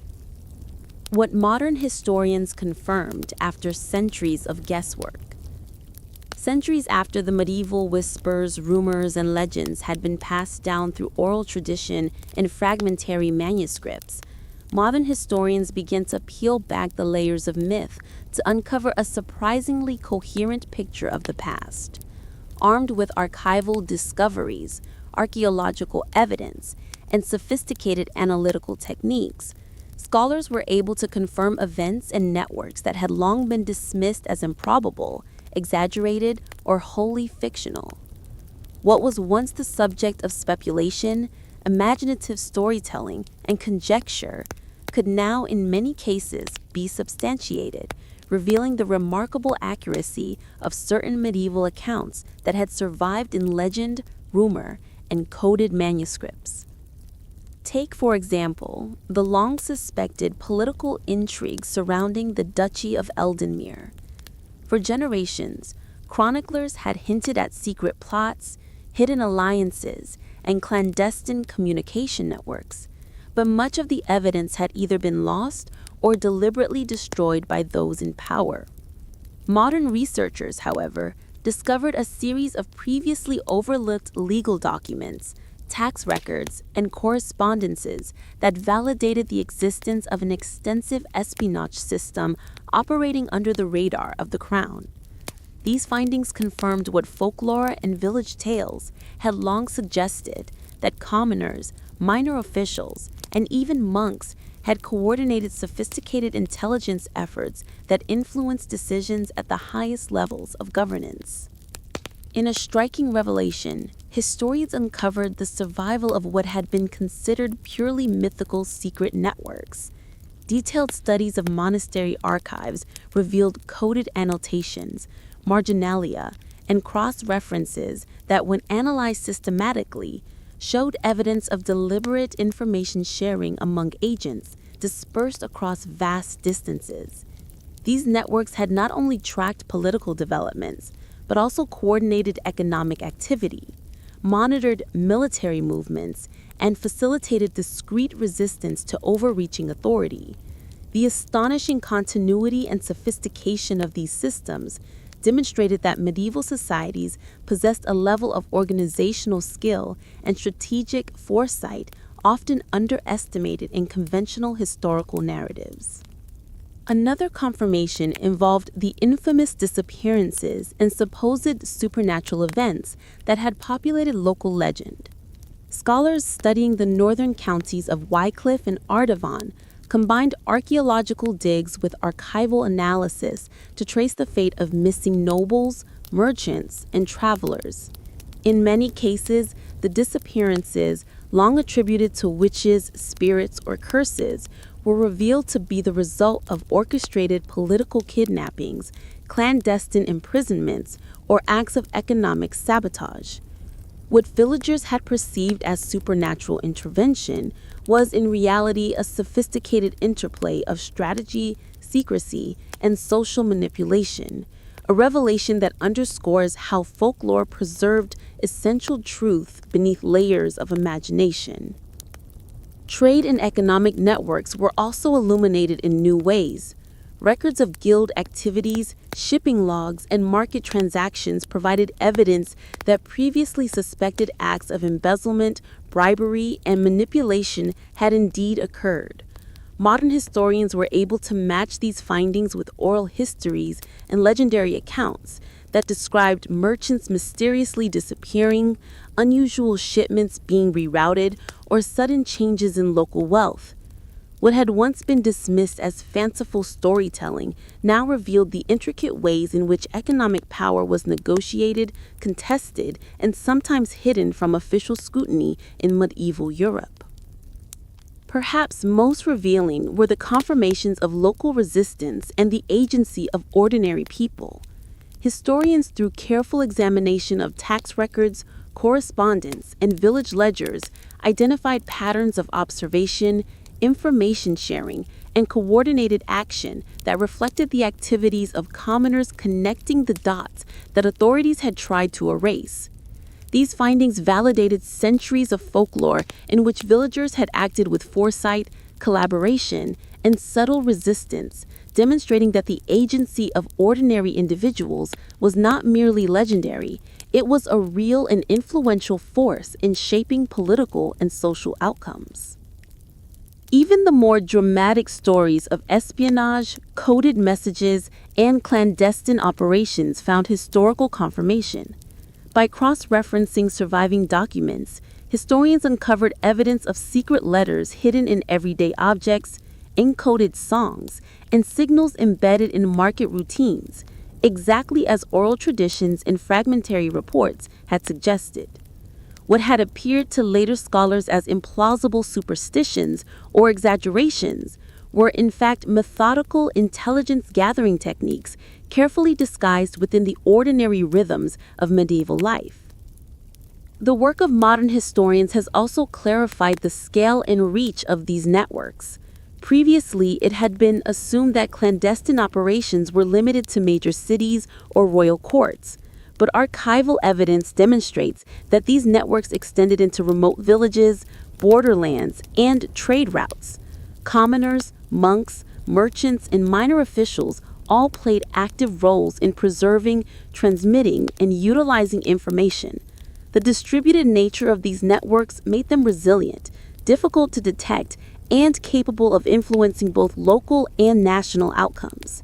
In essence, medieval intelligence and observation were more pervasive and sophisticated than previously acknowledged. Moreover, historians have confirmed that the line between legend and fact was not as wide as once assumed. Many events preserved in oral tradition, bizarre occurrences, heroic deeds, or supernatural tales were grounded in real actions and outcomes, even if embellished for narrative or mnemonic purposes. Archaeological findings, forensic analysis, and re-examination of manuscripts have shown that the essence of these stories often aligns closely with factual events, providing insight into both the actions themselves and the ways in which societies remembered and interpreted them. Modern historiography has also shed light on the moral and cultural dimensions of these events. Intelligence networks, acts of resistance, and strategic concealments were not only practical, but also shaped by the ethical frameworks and cultural expectations of the time. Monks preserving secret information, villagers protecting local resources, and merchants safeguarding economic interests all operated within a context of social norms, moral obligation, and communal loyalty. Understanding these dimensions allows historians to see medieval actions not merely as pragmatic maneuvers, but as reflections of a broader, culturally grounded worldview. Significantly, the confirmation of these activities challenges earlier assumptions about medieval society as passive, backward, or purely hierarchical. Instead, modern evidence paints a picture of a dynamic world in which ordinary people exercise judgment, foresight, and strategic thinking. Networks of observation and intelligence, previously relegated to legend or speculation, emerge as critical mechanisms through which social, political, and economic life was navigated. The interplay between authority and agency, secrecy and observation, legend and fact, demonstrates the complexity and resilience of medieval communities. In addition, modern methods such as paleography, forensic analysis, and geographic information systems have allowed historians to track movement, communications, and interactions with unprecedented precision. Cross-referencing locations mentioned in legends with archaeological evidence and historical records has revealed the practical underpinnings of what were once thought to be purely imaginative stories. Castles, monasteries, market towns, and remote settlements all played documented roles in intelligence and resistance networks, confirming that these were not isolated anecdotes, but part of The rediscovery of these truths has also transformed understanding of historical causality. Events previously attributed to chance, superstition, or divine intervention can now be contextualized as the results of deliberate actions, coordinated planning, and strategic insight. Decisions made by nobles, royal agents, or ordinary villagers were informed by information networks, observation, and careful deduction, illustrating that medieval history was not solely determined by brute force or authority, but by knowledge, perception, and subtle influence. Furthermore, modern historians have confirmed that the survival of certain truths depended heavily on communal memory and the oral transmission of knowledge. Legends, songs, and folktales preserved essential information about governance, conflict, and social norms. In many cases, these cultural forms maintained accuracy at a conceptual level, even if narrative details were embellished. Historians' ability to correlate these oral sources with documentary and material evidence has validated centuries of folk historiography, revealing the extraordinary memory and observational skills of ordinary people. One striking consequence of these confirmations is the re-evaluation of medieval skepticism and superstition. Actions once dismissed as naive or irrational, observing patterns in the natural world, interpreting omens, or preserving hidden messages, are now understood as practical methods for detecting, interpreting, and communicating complex realities. What appeared mystical or superstitious often had rational underpinnings, reflecting a sophisticated understanding of human behavior, social networks, and the manipulation of information. Furthermore, modern historians have confirmed that the survival of certain truths depended heavily on communal memory and the oral transmission of knowledge. Legends, songs, and folktales preserved essential information about governance, conflict, and social norms. In many cases, these cultural forms maintained accuracy at a conceptual level, even if narrative details were embellished. Historians' ability to correlate these oral sources with documentary and material evidence has validated centuries of folk historiography, revealing the extraordinary memory and observational skills of ordinary people. One striking consequence of these confirmations is the re-evaluation of medieval skepticism and superstition. Actions once dismissed as naive or irrational, observing patterns in the natural world, interpreting omens, or preserving hidden messages, are now understood as practical methods for detecting, interpreting, and communicating complex realities. What appeared mystical or superstitious often had rational underpinnings, reflecting a sophisticated understanding of human behavior, social networks, and the manipulation of information. Additionally, the work of modern historians has illuminated the persistence of these networks and patterns beyond the medieval period.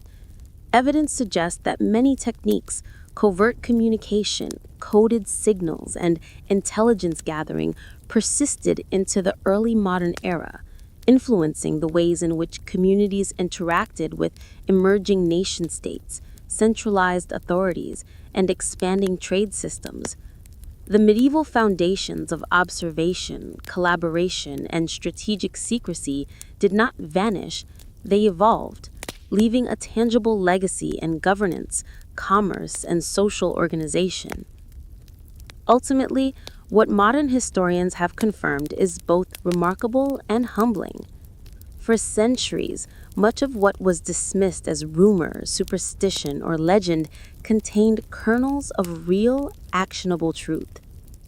By piecing together archival records, oral traditions, archaeological findings, and analytical methods, scholars have reconstructed a world in which information, observation, and human ingenuity were as vital to survival as swords, taxes, and political alliances. What had been guesswork, speculation, or folklore is now recognized as part of a coherent historical reality. This work also highlights the interplay between perception and reality, myth and documentation. Medieval communities operated in environments of uncertainty, where authorities, secrecy, and rumor shaped everyday life. By preserving and transmitting information through stories, signals, and networks, they created a living record that modern historians can now interpret. The ability of ordinary people to act as observers, analysts, and record keepers challenges simplistic assumptions about literacy, power, and agency, revealing a sophisticated medieval society capable of nuance, strategy, and resilience. As a result, contemporary understanding of medieval history has become more textured, layered, and credible. Where scholars once relied heavily on official chronicles, biased accounts, or fragmentary evidence, they can now triangulate across multiple sources to confirm events, networks, and actions previously relegated to legend. What emerges is a rich, dynamic picture, a world in which commoners and elites alike navigated complexity, exercised judgment, and preserved knowledge, even under conditions of secrecy, danger, and uncertainty. In conclusion, the work of modern historians has transformed centuries of medieval guesswork into verified understanding. Events, networks, and actions, once obscured by time, legend, or deliberate concealment, now stand as testament to the intelligence, agency, and strategic acumen of a society often underestimated. By confirming these truths, historians have not only clarified the past, but also underscored the enduring importance of observation, collaboration, and the careful preservation of knowledge in shaping human history. Reflecting on how medieval conspiracies shape what we believe today. As we step back from the centuries-old shadows of castles, monasteries, and market towns, it becomes strikingly clear that the echoes of medieval conspiracies still resonate in the way we perceive truth, authority, and hidden influence today. The very concept of a conspiracy, a network of individuals acting secretly to achieve hidden objectives, was shaped profoundly by the medieval experience, where rumor, observation, and hidden networks often intersected in ways that blurred the line between myth and reality. Far from being purely fanciful, these stories reflected a complex society in which power, secrecy, and human ingenuity were constant companions, and understanding them provides a lens through which we can examine our own assumptions about secrecy, governance, and credibility. In the medieval world, conspiracies were not merely a product of imagination or fear. They were responses to tangible conditions of uncertainty, opacity, and hierarchical control. Kings, nobles, and church authorities often monopolized information, leaving ordinary people dependent on observation, rumor, and intuition to interpret the world around them. A rumor whispered in a market, a coded letter tucked into a ledger, or an unusual pattern noticed by a farmer could all signify real events, and communities had to discern truth from falsehood to survive. This context created a fertile ground for both paranoia and insight, where suspicions sometimes revealed realities the crown would have preferred hidden, as we saw in the villages of Wycliffe, the secret networks of Eldenmere, and the clandestine archives preserved by monks. Modern historians have confirmed that many of the medieval conspiracies, once dismissed as fantastical or irrational, were in fact rooted in observable behaviors and verifiable events. From stolen grain shipments to political betrayals, The actions of kings and nobles often intersected with the daily lives of commoners, giving rise to networks of intelligence, observation, and rumor that enabled people to understand and respond to their world. These historical truths challenge contemporary assumptions that conspiracies are always baseless or paranoid. In the medieval context, they were often practical and accurate assessments of hidden dynamics, a means of making sense of opaque authority and dispersed power. The interplay between truth and legend in these conspiracies has also had a lasting cultural impact. Medieval stories, oral traditions, and chronicles shaped collective memory, influencing not only contemporaries but also subsequent generations. The embellishment of events into legend allowed a knowledge to survive in a socially meaningful form, encoding observations, warnings, and lessons in memorable narratives. This interplay of fact and fiction persists in how modern societies interpret hidden agendas, political maneuvering, and intelligence We remain drawn to stories of secrecy, deception, and revelation precisely because these patterns resonate with the realities medieval communities confronted. Interestingly, medieval conspiracies also reveal the human need to detect patterns and anticipate unseen actions.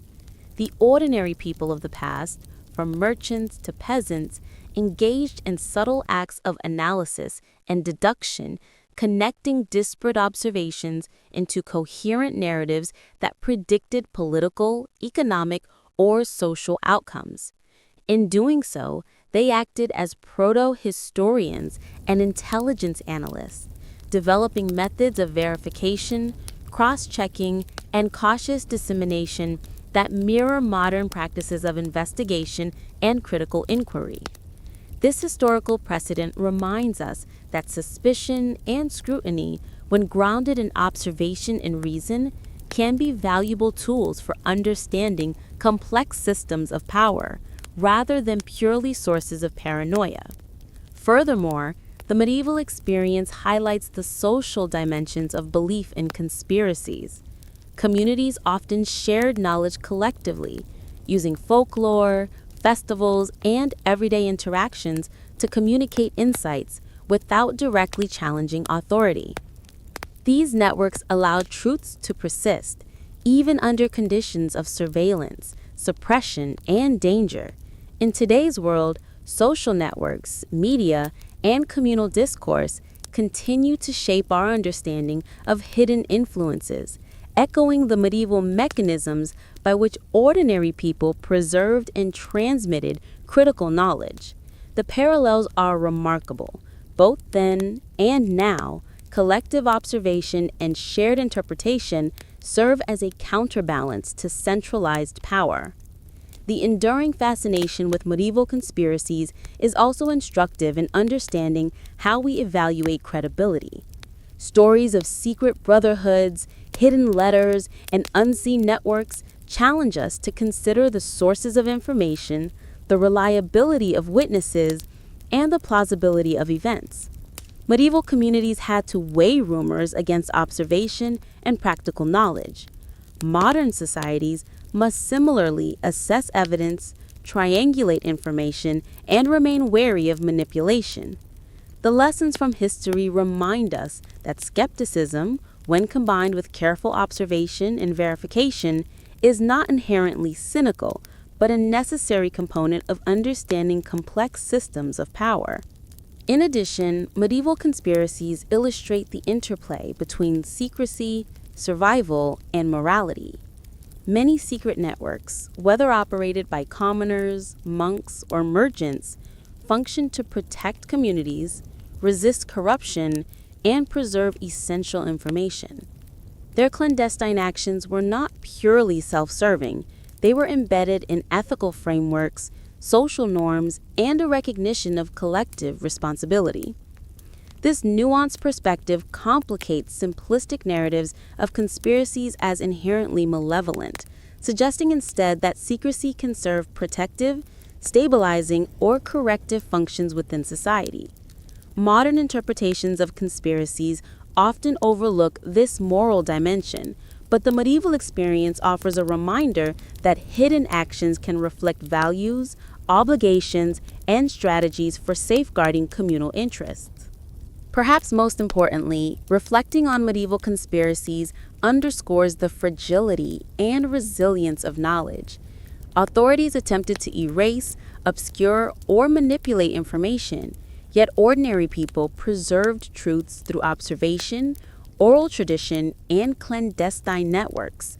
These truths survived centuries, eventually confirmed by historians using modern methods. In contemporary terms, this dynamic mirrors ongoing struggles over information control, transparency, and historical memory. Even when powerful actors attempt to shape narratives, truth can endure through collective vigilance, documentation, and cultural memory. Finally, considering the legacy of medieval conspiracies invites reflection on our own engagement with history, rumor, and belief. These stories remind us that what may initially seem implausible can sometimes contain kernels of insight, that collective observation matters, and that the boundary between myth and fact is often more permeable than we assume. By studying the ways in which medieval communities discerned, preserved, and transmitted hidden truths, we gain perspective on the enduring human impulse to seek understanding, to detect patterns, and to interpret the unseen forces shaping our world. In conclusion, medieval conspiracies were far more than mere fanciful tales or paranoid imaginations. They were reflections of a society negotiating uncertainty, secrecy, and power. They were the product of observation, intelligence, and collective reasoning, and they left a legacy that shapes how we think about hidden influence today. The whispers in the markets, the secret letters tucked in monasteries, the coded signals exchanged by commoners, these were not just stories of the past.